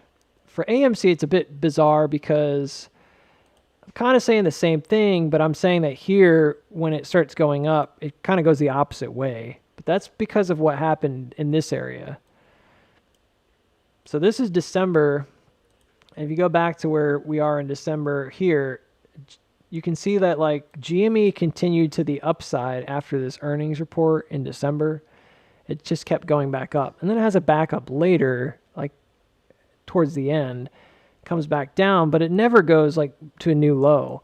But that's precisely right here, this area right around earnings. That's December 10th. That's the area we're talking about in a similar way, not the exact same, but similar way right here. You could see how that could generate like this final push here, but that's the same place that we see back here on December that AMC starts dropping off a cliff, you know, and it doesn't recover, even though GME does.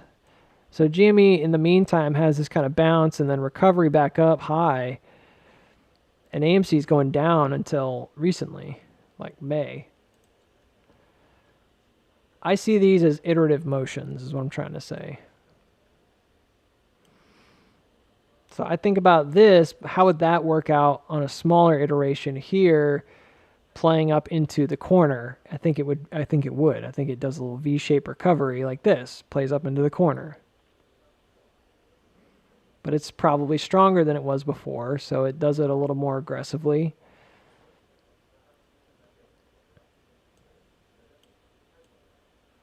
So this is just kind of the way I see it, and that's the same as what happened here, but it's smaller and up in the corner. And then AMC, it's doing the same thing that happened here, but it obviously would go down. It's no different.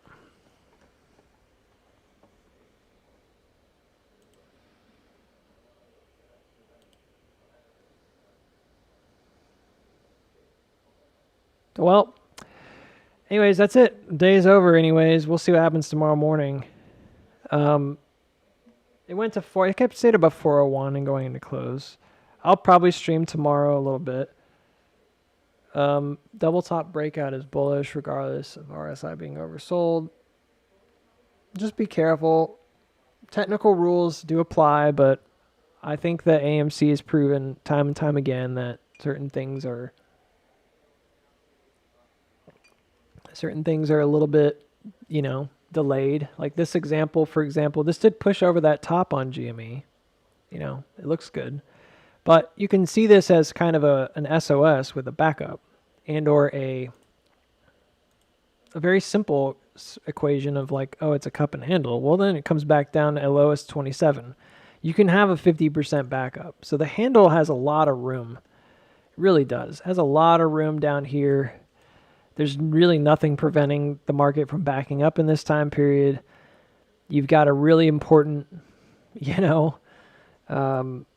few weeks ahead of you in terms of those backups and all this other stuff going on in the market. So you've also got GME earnings around the corner. So, there's all kinds of stuff that could go very, very well. I would argue this already has had to some degree some squeeze motion. This is a big move from the bottom up. I think a lot of people are trying to make it sound like it's not, but it's huge. This is a 74% move. That is a huge move. Like, that's not normal in most market conditions. So very, very bullish in that top. But I'm just saying this does not mean that it has to keep running. And with RSI overcooked, yeah, it could keep running. You could see, again, some kind of a gap up or something. They haven't really been doing that lately, which is part of the reason why it looks like the way it looks and why AMC got as overbought as it did, even though it didn't run 300%. There's not one-to-one because this all did it mostly during the regular trading hours, which did not happen in May last year. So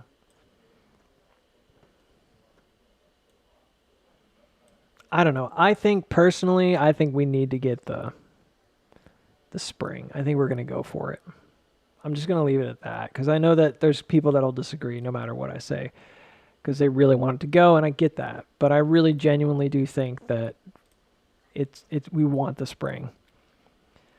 So I'm looking at 238 now, and I'm just trying to figure out maybe where that might happen.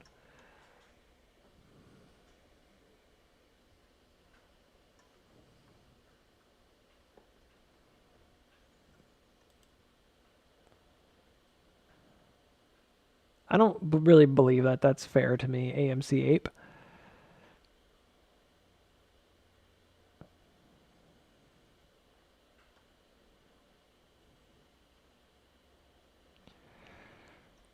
Basically, go up or down.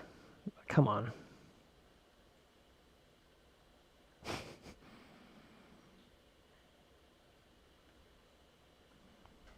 Really?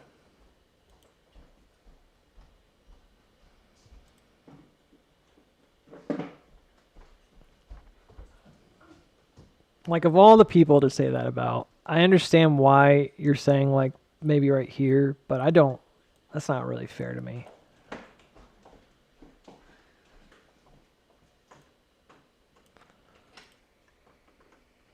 I genuinely do not want to come at the market with hubris and saying that it could definitely happen this way or this way. And I think that's where people get annoyed and they say, well, you have lines that go up and lines that go down. So what? You have to be aware of possibilities, even if they don't happen. And if you're aware of possibilities, then you have a game plan. That's 90% of trading is the plan. The last 10% is actually executing based on what happens.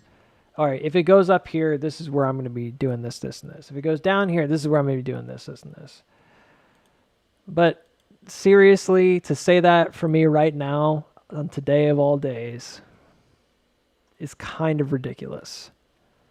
Because I've been talking about this pump to 4 since back here. Like, you know, and we talked about why it didn't go there then and what ended up happening. And I called the bottom. I don't really care. I'll just say that.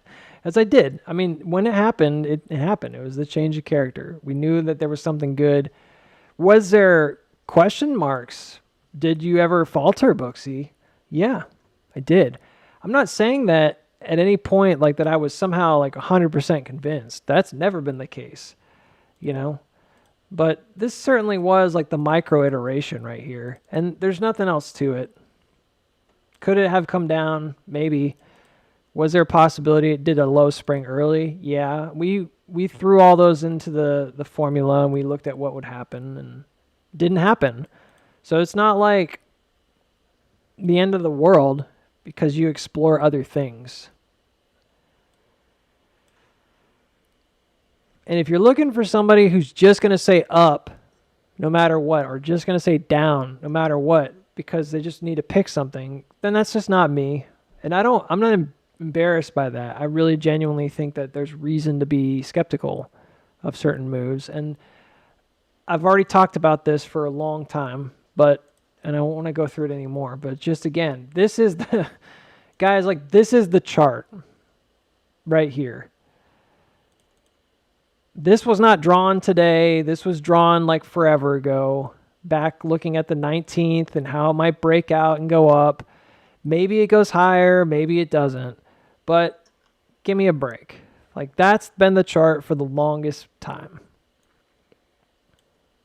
So I really, really think it's silly for someone to say like in a mocking way that I'm thinking about alternatives is somehow a negative thing. It's very inappropriate.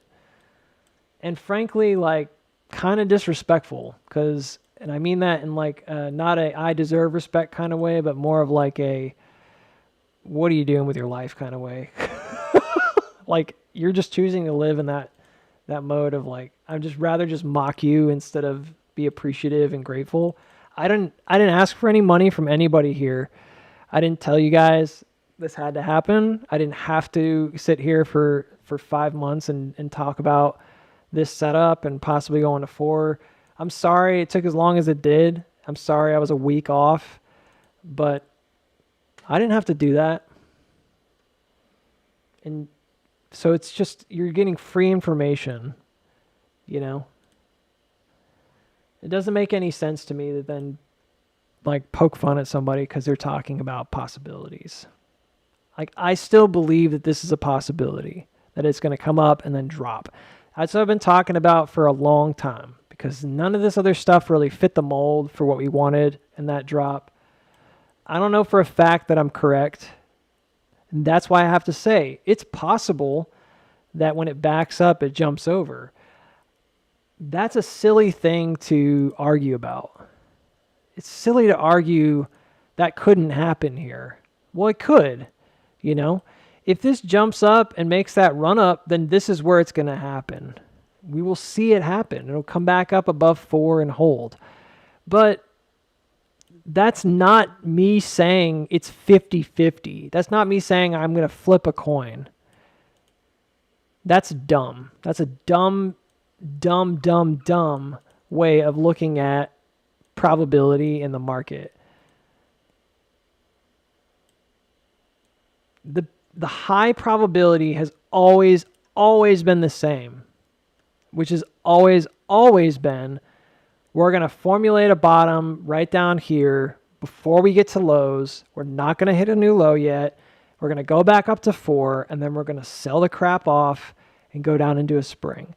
Always, no matter what I've said, that's always been the higher probability outcome, in my opinion. So that's my opinion about it. I present to you different ideas, but I've always said that that was the higher probability. I never felt like ever that the probability shifted the other way. Whether that's going up to $20 right now or whatever, that's not ever been the high probability in my opinion. Versus coming back down early, that was never the higher probability in my opinion. The reason why this chart lived the entire time, even though we explored dozens of other ideas, is because this has always been the higher probability chart. That's how I do things. If you don't like it, you know, don't let the door hit you on the way out, so to speak. I don't feel like there's a reason to be critical right now. It just doesn't make any sense to me. I don't think you're being like super mean. Most of you guys are just teasing anyways, which I get, and I appreciate that. You're sensitive. You're too sensitive, Booksy. Probably. Probably.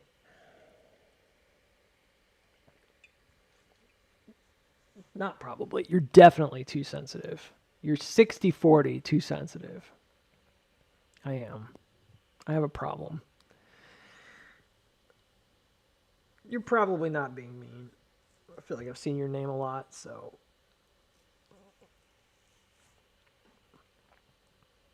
But just hear me out when I say that. Like, I have not changed from what I think is like the core high probability. Yes. Have I talked about other ideas? Absolutely. Absolutely. Unapologetically. I'm not apologizing for that. I'm not apologizing for even last week talking about backing up here and holding 320 or backing up and going to 3 and then busting 320. I don't worry about that because at the end, I just want to be prepared, right? I want to know that there's a possibility if it's there and then have an idea about what I'm going to do. With the understanding that like the initial kind of estimation of what was probably going to happen here was going to be some kind of a massive push followed by a reversal. When we get to these points, this is kind of like when you get to the bottom and you don't want to chase the bottom because you don't want to sort of like assume that you know and then get kind of screwed over. There's a similar nature to this as well, like on the flip side. And one of the things we did a while back was we flipped the chart upside down, and it just seemed highly probable that it goes back to here right before anything else happens. And even now you're probably looking at it like, well, why would we even come backwards now right after this drop? It doesn't make any sense. That looks like way too far. Right, but we've done this motion before. And so there's a sense in which we kind of have to prove that we're not going to go backwards. And it's very simple. If you look at the chart upside down, in order to prove that you're not going to go backwards, you basically just have to go back and retest this creek. And this creek is made up of all those different parallels right here, right? But the dominant ones would be the ones that you'd really have to check. And that's the hook value. If you look at it upside down, it's like it has to come back to like 280s basically and prove that it's not going to go backwards. Well, does it? Why can't we just keep going? In rare circumstances, you do. But most of the time, you don't. You know? Like, most of the time, that's not what happens. And especially in the market that we live in, where this has largely been a bear dominant market, we're really talking about this guy right here. You know, and that's why I'm saying it doesn't necessarily have to be that this bleeds all the way into eternity. It really could be a very simple matter of like break out and come back up and go. But if it does not check those boxes, I don't know. There's really nothing else to say about it. Like, if we're wrong, and I'm wrong, rather, I should say, and it just keeps going, fine. It just keeps going. I don't think this has happened yet. So I'm looking at it like, yeah, I don't think it's happened yet. Someone else might look at it and say, oh, I definitely think it did happen or whatever. But it didn't. I mean, it didn't make a spring, so there's no way to argue that. You could say it's an LPS and it's had a change of character. Well, this is like a really long-winded version of the same thing. So, anyways, I don't even know what I'm arguing about. I'm just talking.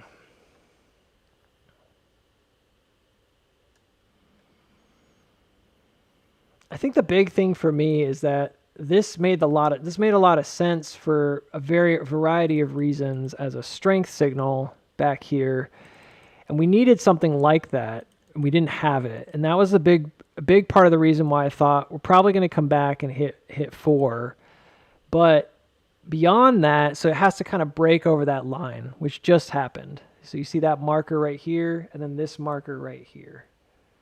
So there's a difference in that this is like elevated, it's going the other way, or rather it's facing down. But you can see that that strength is there. So this is the same hit, and then it backs up. We got this really long-winded triple top motion here. It's just sort of there. I don't really like it as that, but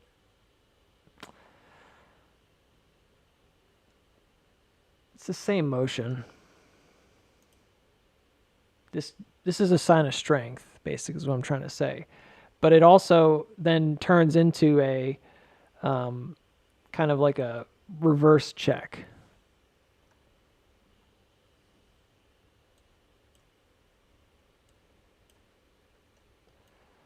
I think I shoot myself in the foot by not just being like cheery and bullish all the time.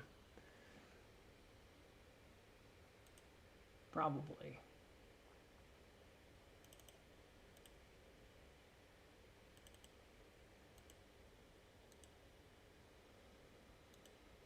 It's kind of a weird, that's a weird motion right there.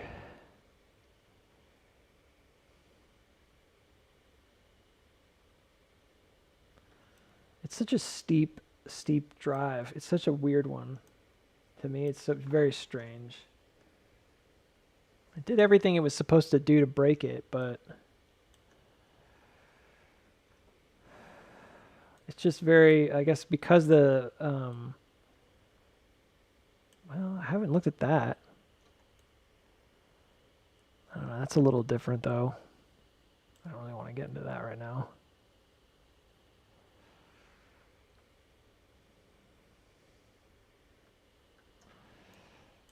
It may be worth at least drawing a line. I think I kind of already did though with this. This is like the overall trend. This is the one that I was following that tracks the on balance. If you go back and look at the on balance, there's a really interesting dynamic, but it actually doesn't quite work out as well for the price action. The on balance kind of gets to where it needs to in a different way. This never comes as low. So I think the on balance goes this way, and it doesn't ever get that low. But there is a marker there that's like that parallel running through it. So it's like trying to get in there, resists, breaks out. This is real similar. You get that resistance here in the breakout. This actually looks pretty good. I like this comparison right there. It's just high. I wonder, hang on just a second. Let me try something. So what I looked at was the drop zone right here, like right where it drops off a cliff. And then, yeah, maybe that. See this hit, that rejection, this hit, that gap, this hit, that support. Seems right. That might be the right value. Hang on, I'm just gonna check something out real quick. I'm not sure there would have been a way to like guess where that was gonna be though. But it is interesting because this doesn't go below, doesn't go deep below that trend, which is built out early on. It's essentially like a triangulation of levels.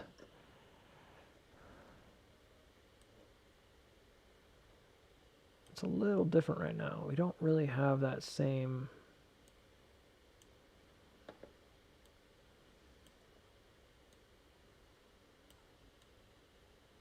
Well, no, maybe we do. I just haven't drawn it yet.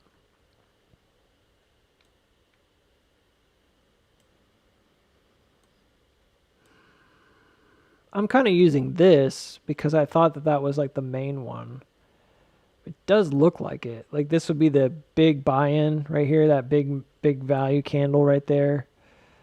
And then it backs up to that point, and that's where the creek, that's where the spring really is, right there. You go back to the future. Back to the future. If you go this way, after that backup,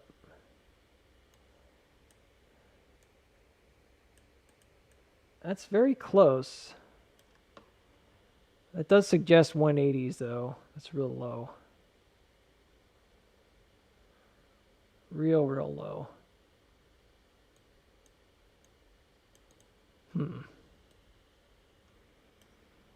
Yeah. What about this? It's not really a good drawing there, is there? Negative. There is not.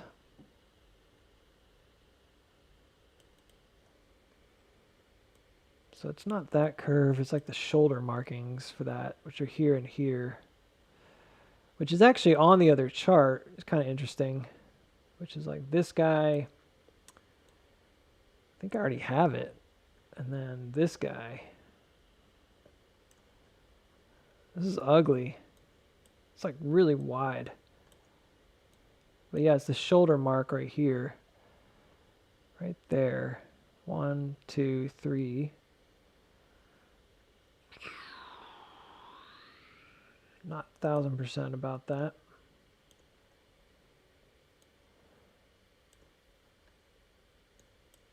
That's a tough one.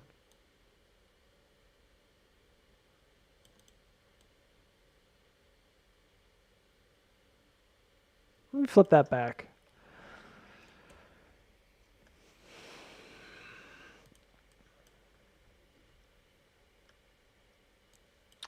Well, that's the cat ear line, which I've used quite a bit. That is right.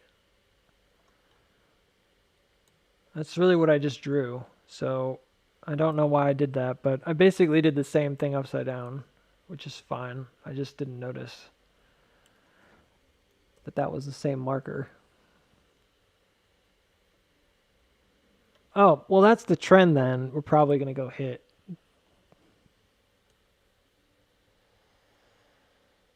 So it's a question mark because there's two levels. One's right here and one's right here. Those are the two possible levels I think we're going to try. That actually sort of makes sense looking at back at these triangulations.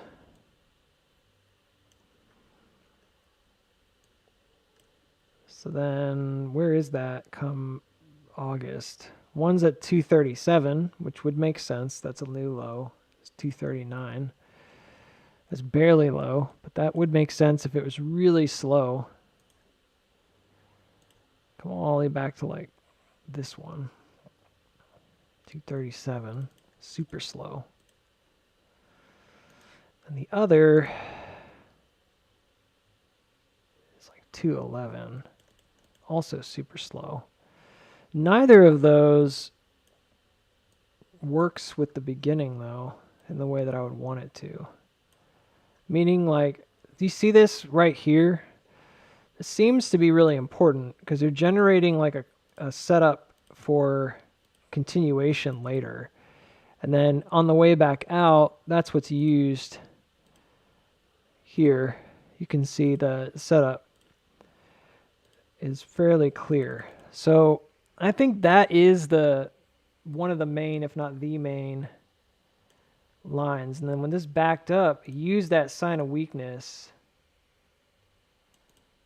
to go back to that. But I wonder, because we're missing pieces,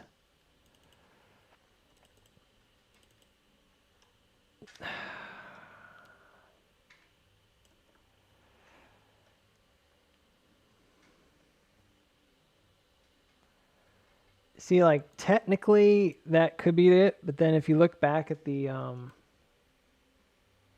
that's really similar, guys. Super similar.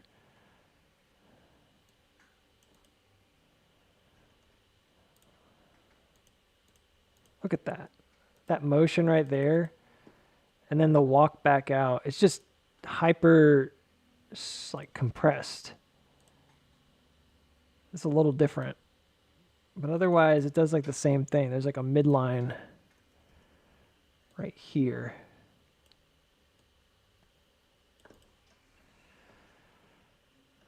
And it probably goes back even further. I wonder if I should be using this and this instead. Like it's really slow.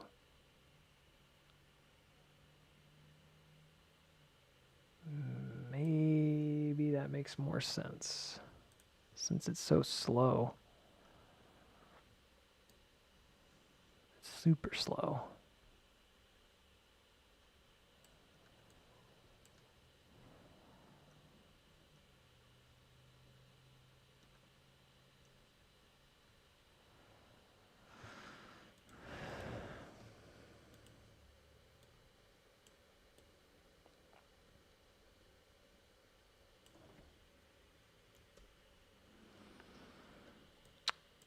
Yeah, this one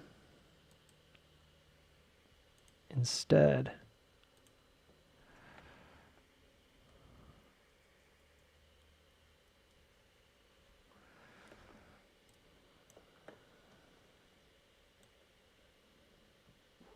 Actually, it seems to triangulate better because that's the actual bottom there.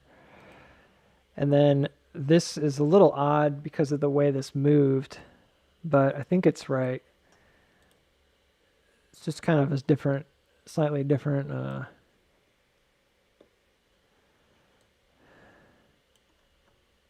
Yeah, I'm just not using like all the possible parallel structures here, so we're kind of picking and choosing, but it would be like this.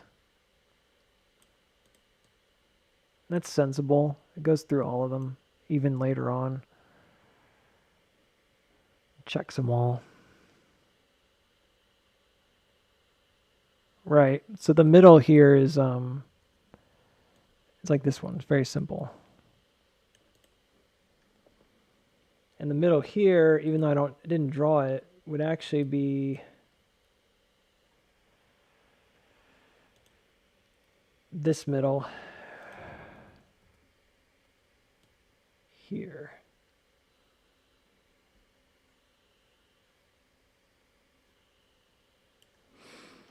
So maybe a better way to put this would be that this is like a parallel structure. Seems a little bit stronger to me. I'm going to change the color on this one. I'm going to keep that, but so it's a parallel structure that's running.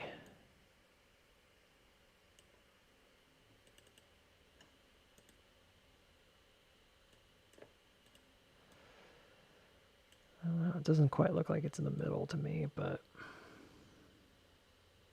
maybe it doesn't have to be.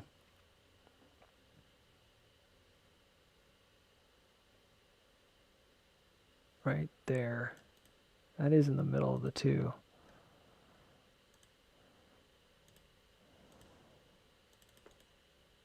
So that wave jumps, comes back, catches the trend, just like this one jumps, come back, catches the trend. It's just, this had such a strong middle where we did not.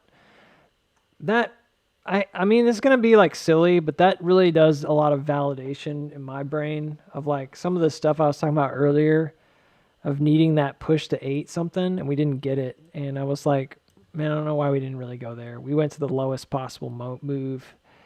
And it really makes sense now looking back at this and how this kind of breaks out early and then breaks out again.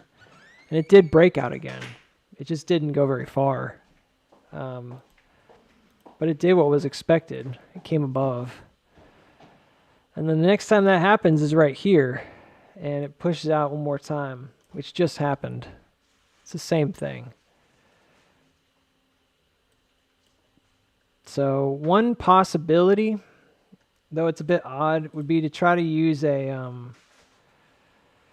like a wave structure here, because I think we could probably do it pretty easily.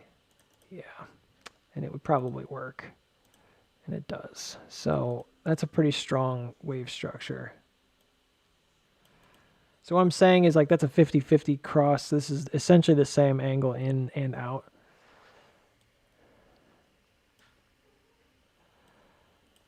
Oh man, this is gonna be a timing, very strong timing call out if I say it, because it's gonna be pretty exact. But I don't know how to do the middle. Just put it on August, Booksy. You already know. It's like if it's not August, it doesn't really make any sense. July 18th was the other one. I think it's August.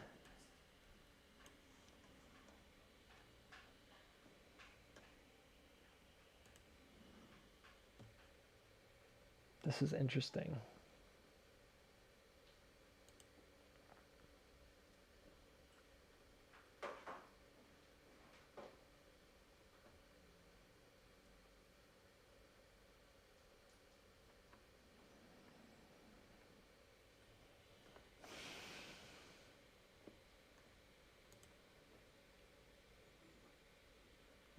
I don't really know how low it's going to go, but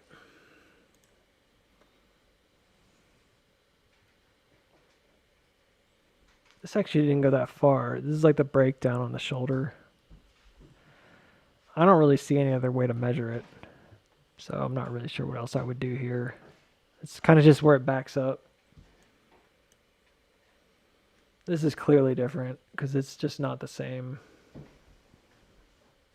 Maybe again 410. That's a possibility. There's already a middle there at 321. Well, maybe that's it, because it does have that jump in right here. No, that wasn't 50% though. There's no way to know.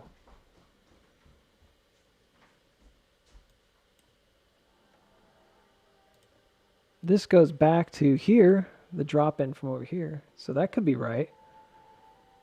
It might represent this guy, this long log level from way back.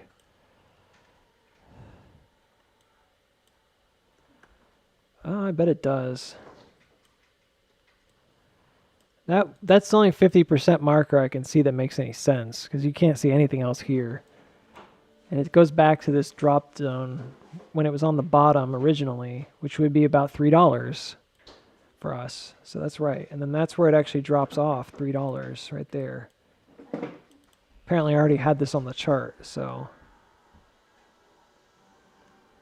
Okay. So there's one 3 to 315. Yeah, those are possible mid zones. That gives us a sense in which we may not have much more to go. So this 50-50, I mean, all this is kind of consistent with what we talked about anyways, but I just feel like I wanted to get it right so I can get the measurement on this right. Yeah, there's 316. That's 407, which is the gap fill. So maybe this doesn't go any higher, guys. That might be the end of it. I feel like everything else is just like a maybe. But that 316 level is the level that 50%'s at. Is where the drop zone is right here. And that's the best way to kind of determine maybe where that goes here. So this actually has a really deep 50% retracement, and then it comes back up a little bit, like a 50% retracement in reverse. And then it just drops. So that would be us going back all the way to 316, which makes sense. That's what we were talking about. We were talking about that same way. Timing is tricky. So this is like the early creek jump. I think that's where that middle is, right here. So that determines where the middle is. So we'd have to use like the earliest possible creek jump, which I think is this guy. So those fan blades that we were talking about, they were kind of sprawling out. We have them now. Like we know what they are now. So we can use them.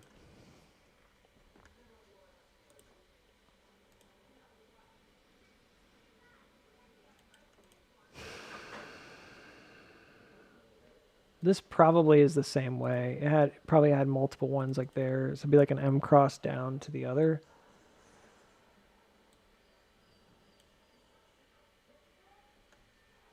So it'd be like, if I were doing it in reverse, it'd be like M1, M2. And I don't know, it'd go really far, really fast. And then this would have to go all the way back to the other one. There's nothing else here. So this would be like a big drop. All the way back to 316.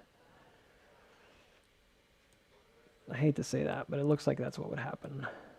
And then, what's with the red line? Oh yeah, that's the line. That's the marker. So it'd have to go above that. So this actually means that this could move very, very fast. Like here. It's faster than I expected.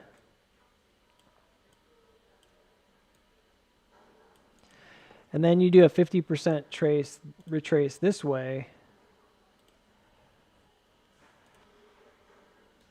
And this is where it kind of consolidates. This is probably where you see like the more literal cat ear type motion.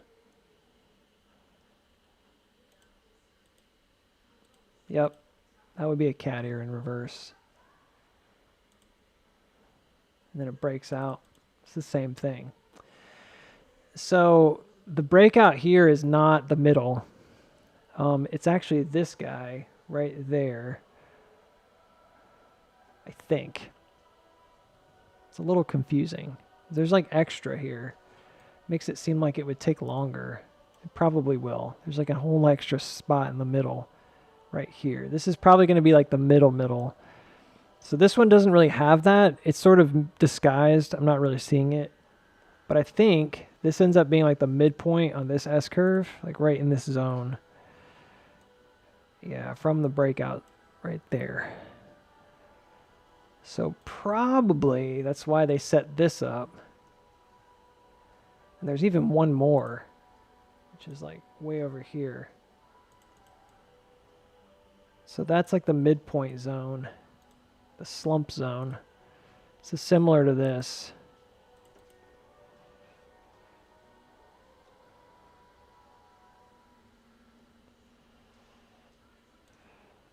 1, 2, 3, 4, 5.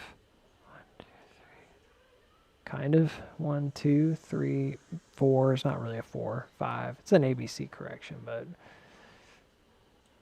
so 4 would maybe be a little more like that or something ridiculous.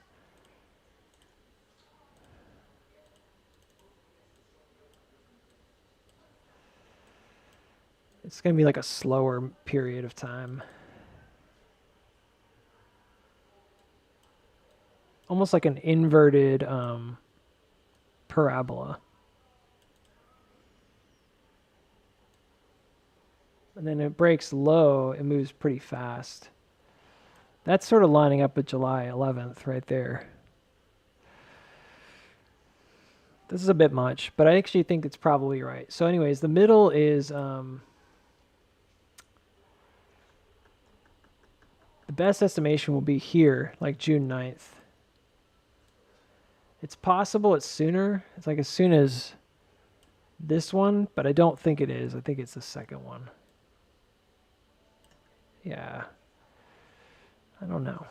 This is tough.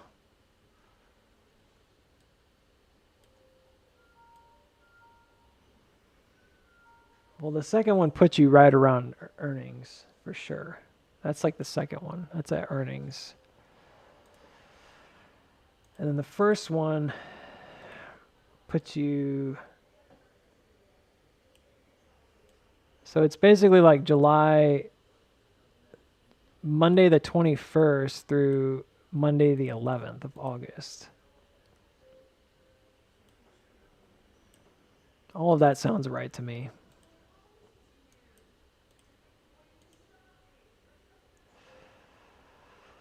And then we can do a trajectory in. If that ends up being the middle.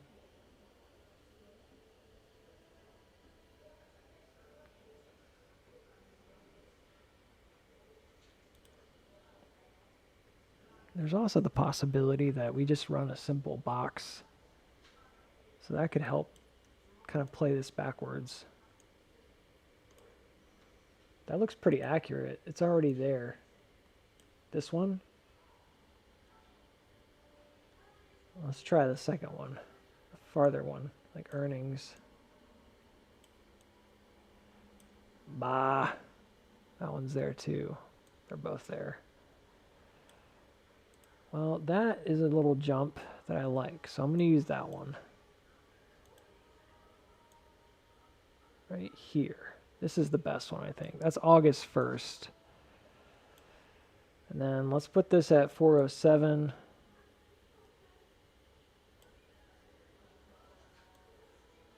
You can't do that, though.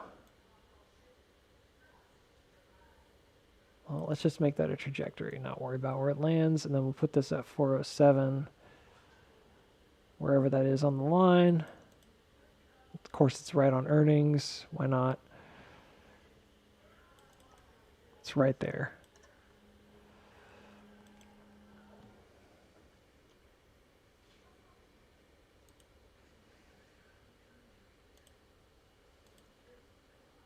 I'm not worried too much about these yet. I just want to see if there's a box. Because we think this might end up going up towards one of these targets, but if we get the box right, it really doesn't matter. So it kind of pinches into this corner.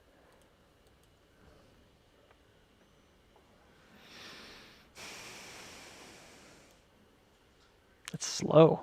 It's really slow.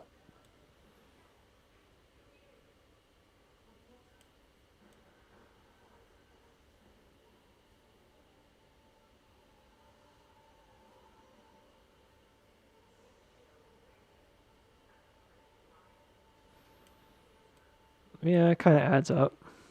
That would be the middle. It would be rejecting off of 613. But then this is really slow, so I'm not sure.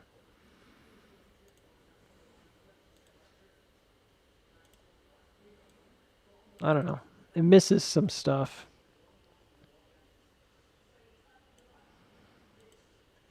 It's just really slow. But you know, maybe that makes sense because you probably wouldn't have, just nothing happens here. It would ignore July 11th if that were the case. And long term, it's a build out above this level, but it'd be really slow. Like that. It's just like a longer term version of it. So this could actually be quite slow.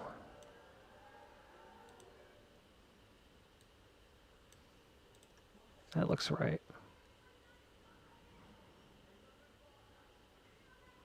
But it doesn't stop there. So that's kind of where the TA ends for this box. So the rest of it is, yeah, I mean, that looks all the same as everything else we've done.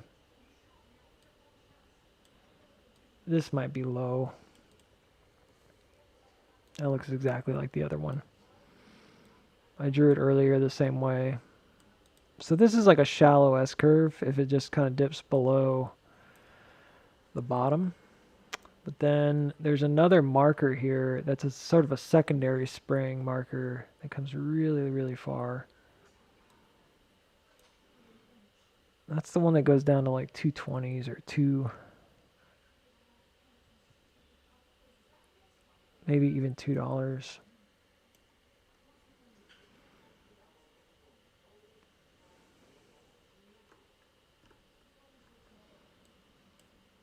Yeah, I don't know. If you use this as like a measurement, it's very, very low. Like the spring would have to come super far down based on where we are. Because this is the line. I mean, it's not really a negotiable thing. We could argue about it a little bit, but it wouldn't be very much argument. Like that's kind of it. There's two points here for that backup, and that's just the way it happened. And there's no sign of weakness here, so it's already different because this doesn't have the same thing in that regard.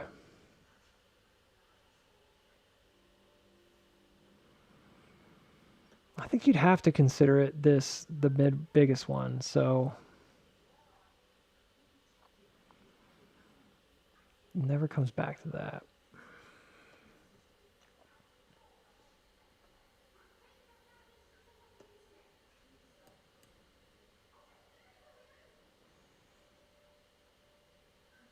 This area.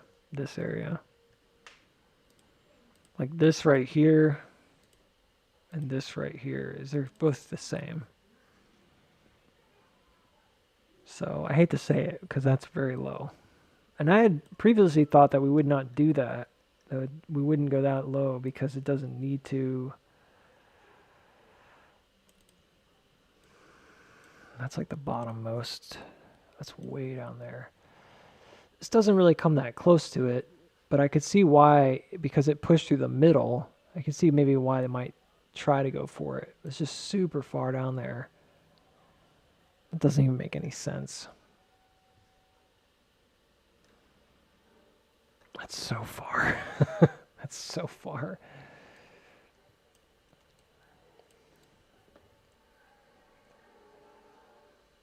It's also way off in like nowhere land. Makes no sense either there. It doesn't hit that.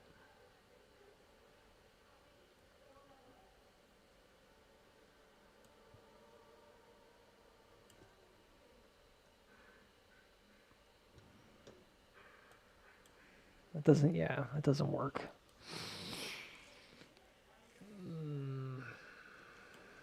Well, so this has maybe a potential different 50-50 as well. If it goes like 407 to 3 instead of doing the 316, it gives you a different number. It looks like 215. But then if you keep going, it's just like so far down. 208.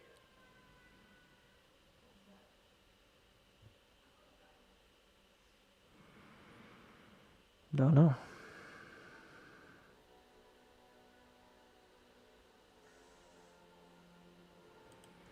It looks like 214 might be the best guess. 2 to 215, which is below the dollar, because 226 is the dollar mark. Weirdly, that number might end up being weirdly similar to.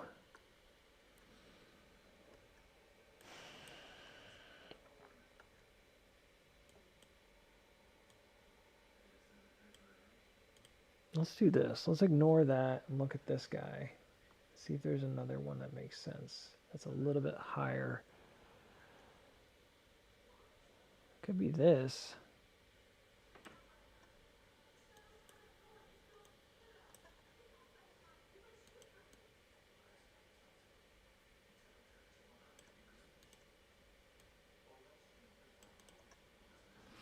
That actually looks really nice. Or this one. That peak. Even better. I like that, because this is really right on the bottom of that move. And this goes all the way back to here. These two. And it does go back further, but I think it's stronger there. There we go. I think that's fine. That's like the breakdown. It's just a strange spot for it.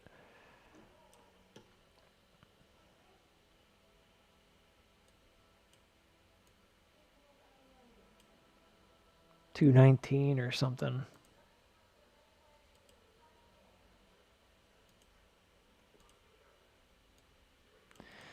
And while that may seem really bad, it actually makes some sense as a level, because there's a and we'd have to come back later and maybe double check that. Then there would be like a buy-in period. This would have to come back up above. And this lines up quite well with that 2-year cycle going back into August. Hard to say how quickly that happens, but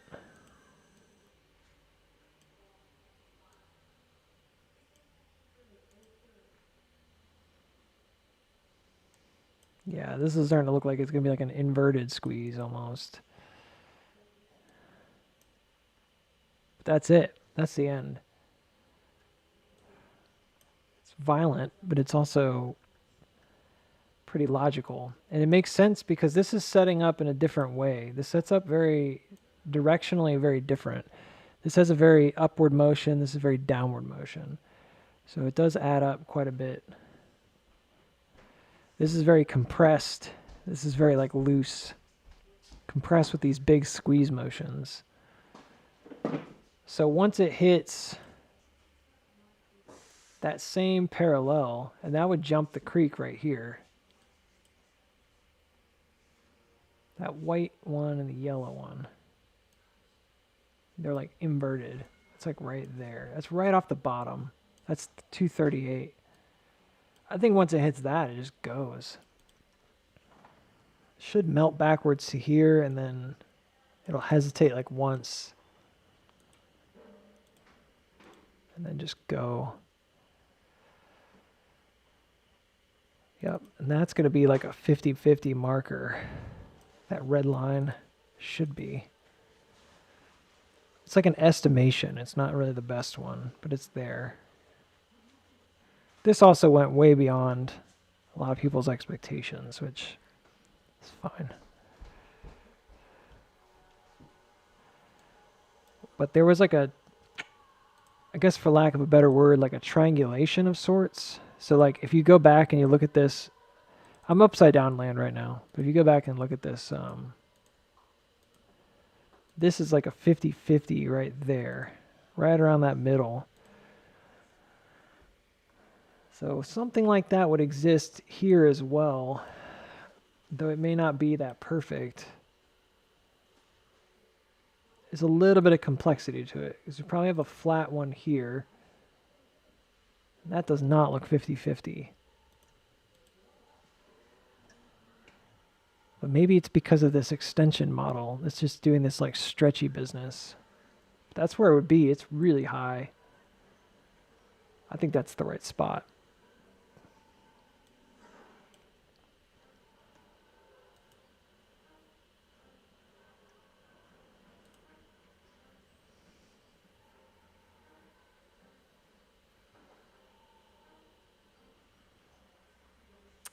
Hard to say.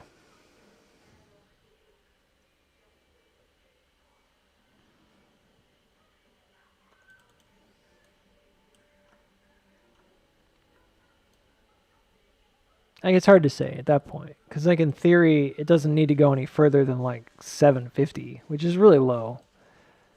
But I don't think it would do that. There's a decent chance it's going to come back to this like green area at least, which is the 1050 area. I don't know. Was there any other way to know? I think did the fib extensions on it, I guess.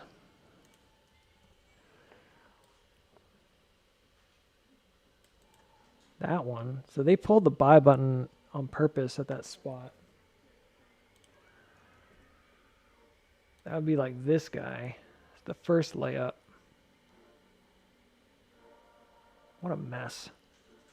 But yeah, that one.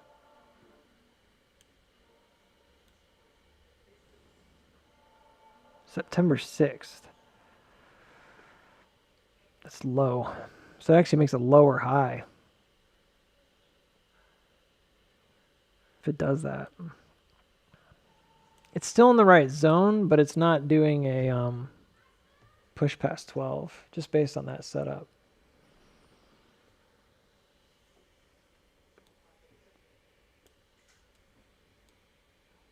It's still a huge move. Like, that's a humongous move. I don't know. It's a bit hit or miss because it just depends on what you think, technically speaking, was going on here with this wave and what's going on here. Like, there's an earlier move right there that looks convincingly like it could go way beyond. You take that further and it goes to 12, you know, or at least 11s.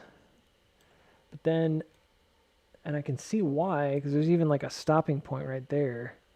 There's another one that's a bit higher. Same deal.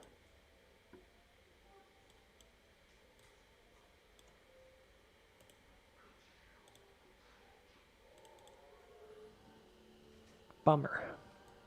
I just told somebody that I didn't think 12 was a negotiable, but now I'm starting to think it may be if it sets up that low. Anyways, all this is still really good news, but this would be a bit of a different different situation because you'd probably hit that and then back way up. Oh, and that makes sense. You come back to 5. Check 5. Maybe even lower. You might come all the way back down to like 4.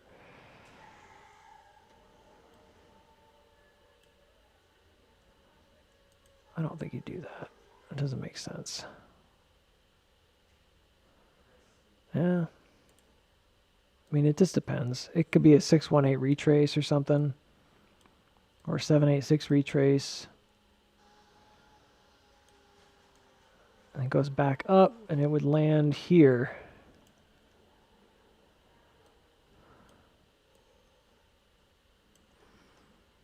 And then you get the accumulation on the top before you go, like a reaccumulation. Which is where they had the reaccumulation here. Right over the top. It's kind of interesting to see where that is because I had imagined it would be either above or below it, and it looks like it might be below it because I didn't think necessarily hit the same zone. Yeah, it's going to end up being like there instead.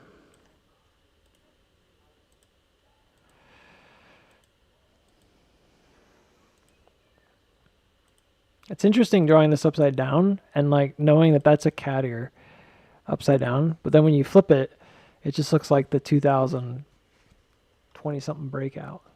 Isn't that crazy? It's just an upside down cat ear.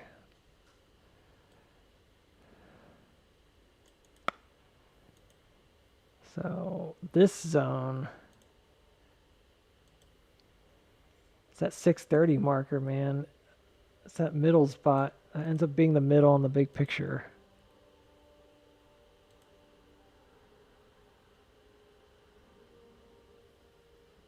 That's garbage. It only ever goes to 20. I don't like this booksy.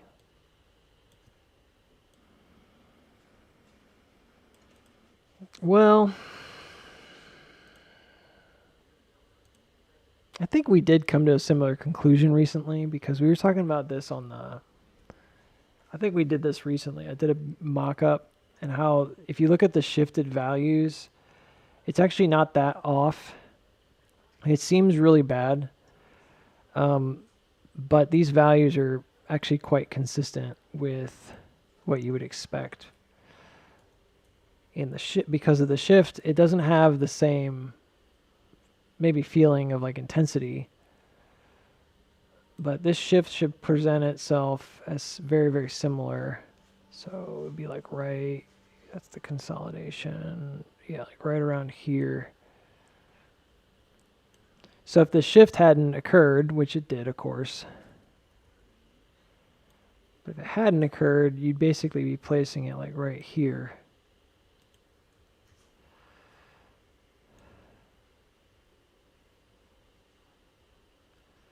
And this would be coming back up to hit that gap. So it's actually right where it should be. And they did generate a gap in the same spot. And that's another thing. You can't see it here because I have the 4 hour, but that's actually correct because that 20 some odd dollar area was like 19 something. That's where that gap is when it did the shift thing. So it's actually the same as going back and filling that gap, unfortunately. Yeah, but that's not $40. That's $20. You saying we only go to $20? I don't know. Maybe. The idea of this shift is very odd. Changes a lot of things. Yeah, that really makes it look like it doesn't ever break out. Like it stays in this channel.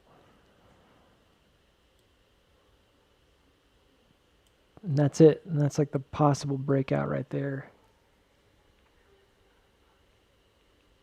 That'd be horrible though, wouldn't it? That's like your February 2026 area as well.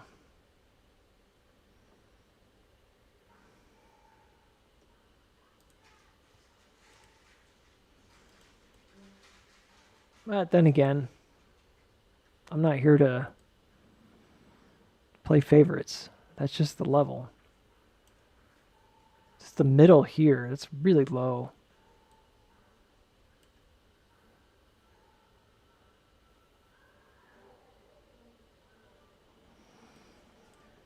Oddly, it's like coming back to that place that we broke out. If you look at that $19 area.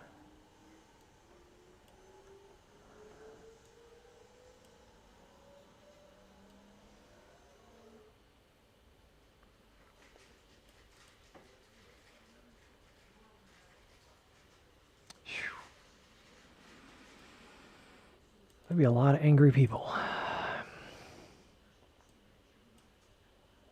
A lot of angry people.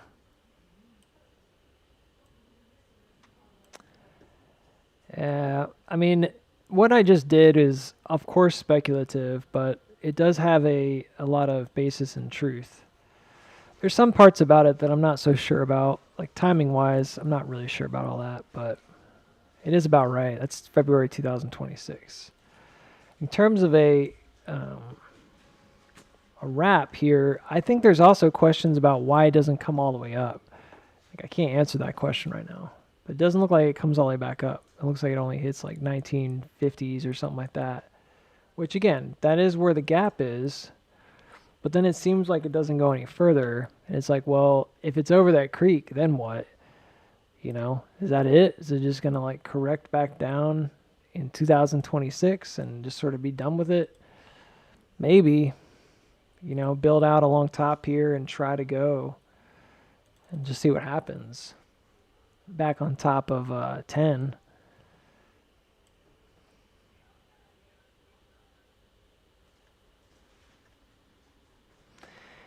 Percentage wise, this probably you should not stick your nose up at it.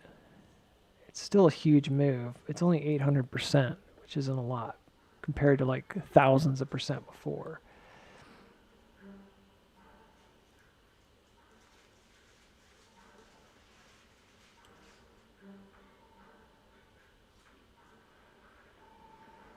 but it puts you back above the floor. And on the big picture, that does make sense because this is a creek jump with a backup. It doesn't need to go back necessarily below that green marker again.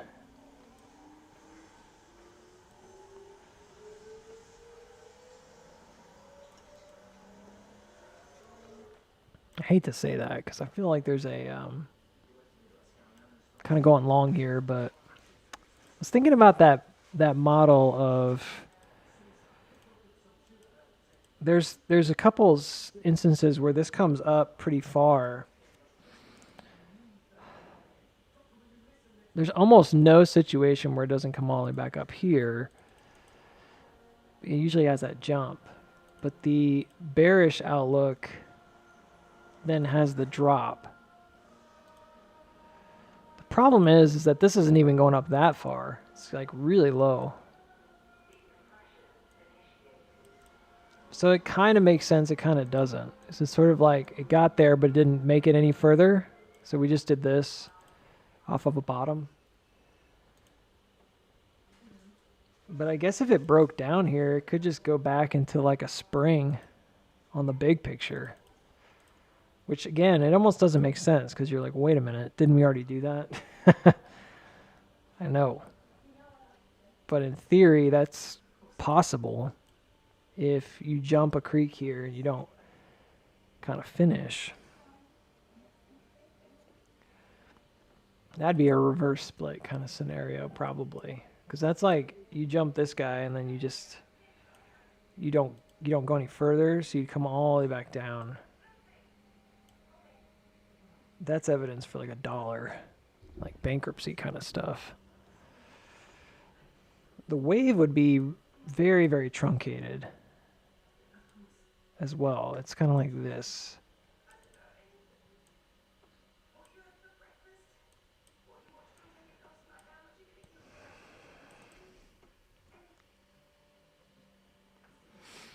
It's not impossible. Because what we just did here sort of proves it in some ways. If you think about it as like a bigger version of this, it's the same thing. Like you may have a big reaction back up, just like we did to 4. And so this could be a huge reaction back to 20. But that could just be like a massive hook, you know? Like where this is the first attempt and then it backs up and does a second attempt. And so it's just a deep, kind of like a hook-like motion, like this. And that is actually almost exactly what we're saying is happening here. So if this ends up being like a phase B bottom, if you hear that, that's because of the...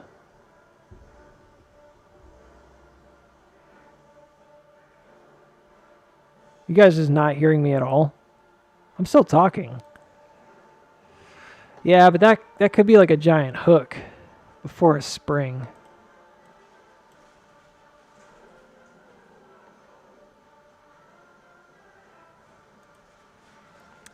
I think that's just a case for like $1. Turn that down. Still. All right, my kiddo's watching.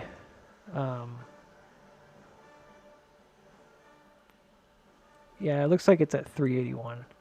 My kiddo's watching Doctor Who. He's getting kind of loud.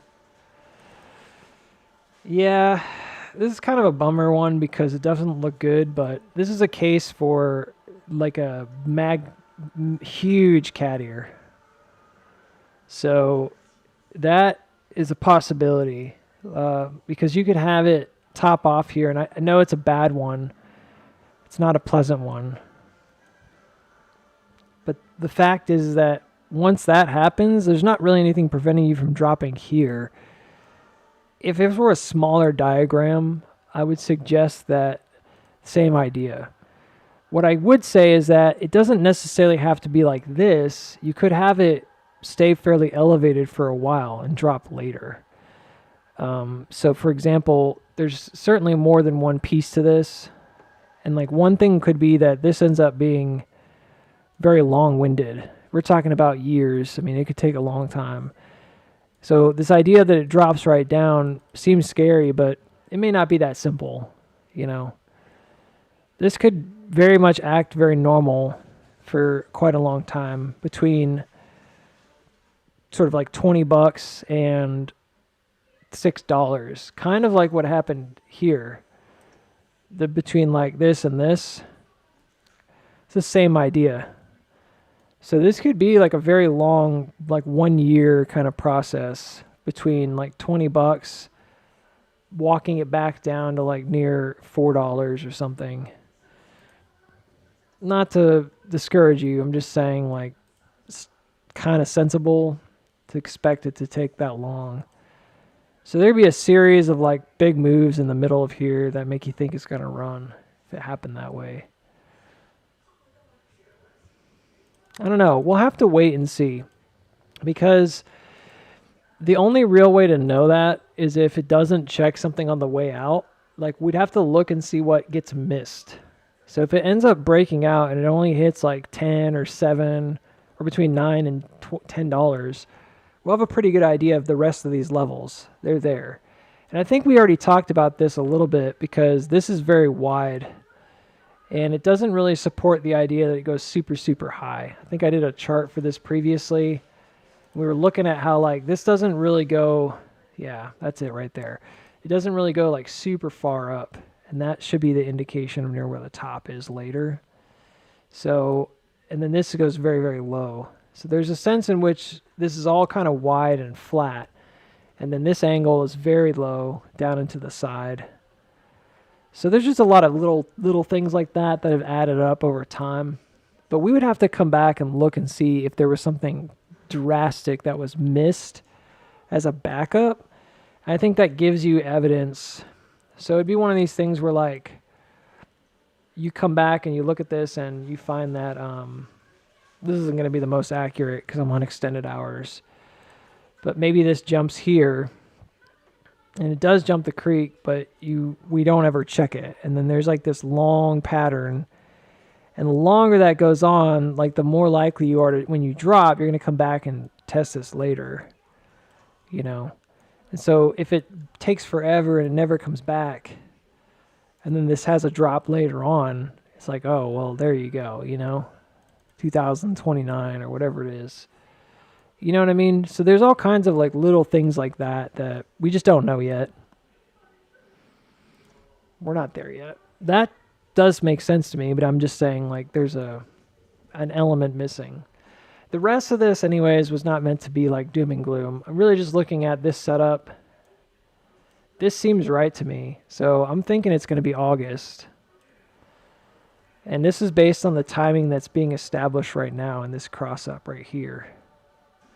So if and when this crosses down, you're basically going to have like a 50-50 timing. So when this crosses down, if it happens like June 5th and it doesn't run, everybody's expecting a June 6th run or something.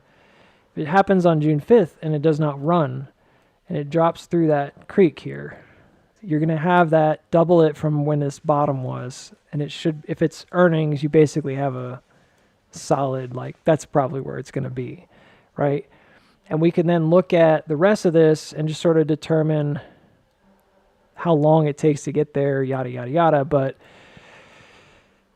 more than likely, this is going to be like a terminal type deal. So it almost looks like a head and shoulder too. But you're probably going to have like weakness after weakness after weakness. Like each one of these would be like a SOW, backup, SOW, backup. Then when you get to the end, which would be right here around 265, I bet you that's where it just dumps. Because this is where all the loading up has happened. Once it passes through this level, it would be like dunsies. That's really where it drops off the face of the earth.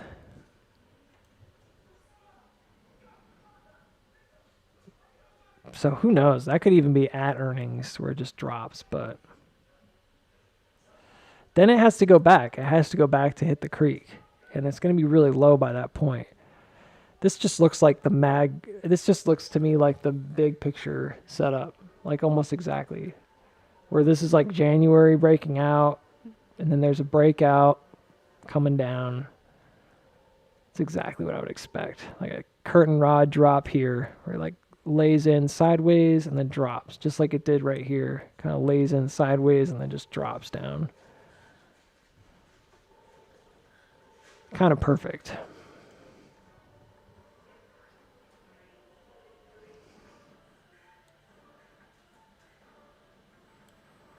Yeah, I don't know what other catalyst there is aside from July 11th between then and earnings, but I suspect it'll be somewhere around there.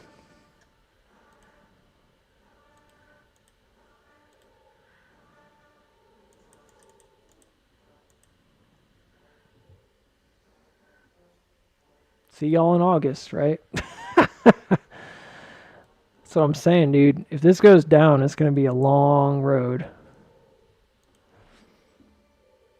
You'll be happy if you had some kind of a short position of some kind. Doesn't have to be like an actual short position. It could be like a put.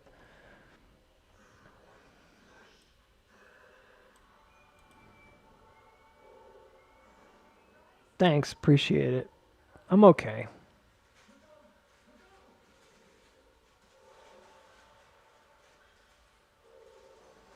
$307. Well, this is kind of it for now. I really don't see us going way beyond all these numbers. I said if in extended hours, you never know. Tomorrow we could open up at 470 or 460, or it could be hitting that and then open lower and then drop. You know what I mean? I don't know with extended hours. There might be some kind of a need to set it up a little more, but I'll set it up a little higher, but I will say that the rest of this seems very, very, very similar to what happened in 2020. And this is the model that I just built over the last hour and a half talking about 2020. So this setup is extremely straightforward. It's a bit bonkers to some extent, but because there's just a lot going on here. But this is actually quite nice. It does time out very last minute to being like a really last minute squeeze towards the September 6th date, which is the 2-year mark. But it works.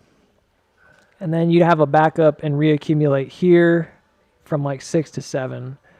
And then you break around 8 and go all the way up to 20. It's not as bullish as I'd like it to be, but that is where the numbers seem to lie right now. So that's still a huge move. It's still potentially like life-changing money kind of stuff. So I wouldn't stick your nose up at it, but it wouldn't be like a now thing. And then the lows here are kind of a bit ambiguous. I'm just being honest. I guess what I would say is that even though the 180 looked good, I'm seeing numbers that are closer to that, like 226, which is sort of that concept of like a dollar. So I think we may not see as low as,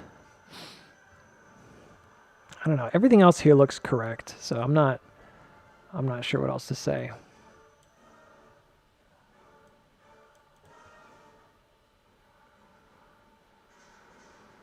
If it goes down, it's going to be pretty brutal. So we're talking about a 45% drop. But this is like not a joke when I say I think it would go from here and just rocket at least all the way up to, at lowest it'd be like 7s, but I think it's going to end up being a little higher.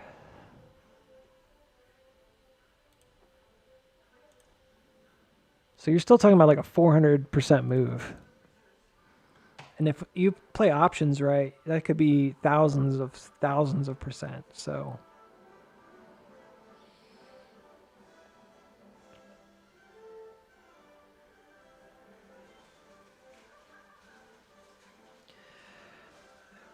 what I'm saying is that what I think is happening right here on the micro is essentially the same thing that's happening on the big picture and vice versa, however you want to look at it. This compression right here that you're seeing that results in this is kind of the same compression that's happening on the big picture, which does make it seem like, well, you could just rocket, go to the moon after 20.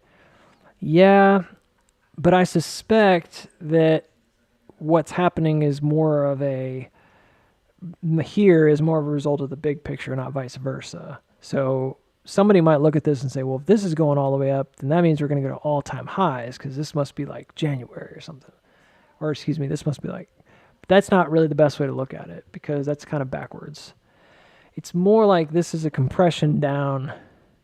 And yes, once you get there, it's like 50, 50, 50, but they're not necessarily going to let it run past that point. So you're going to get the layups exponentially. But I don't think this is likely going to go beyond at this time because it's equivalent to us hitting this level. And if this were like not shifted, that would be where you'd expect the wave to go. So it's like kind of working, is what I'm trying to say. Like that adds up. Because the wave was going all the way up, back down, and then should come back up to here, at least this level, maybe a little farther. And I think that translates to this level, maybe a little bit farther, between like 19 and like 35 or something. Maybe like 19 and like 29. That's extreme. So there's not really any reason to rush. If it goes down, we're going to be down for a couple months here.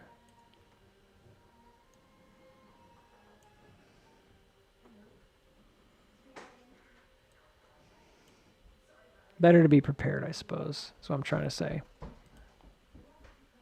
I wouldn't necessarily load up the boat on downside. I'm just saying like hedging is probably smart.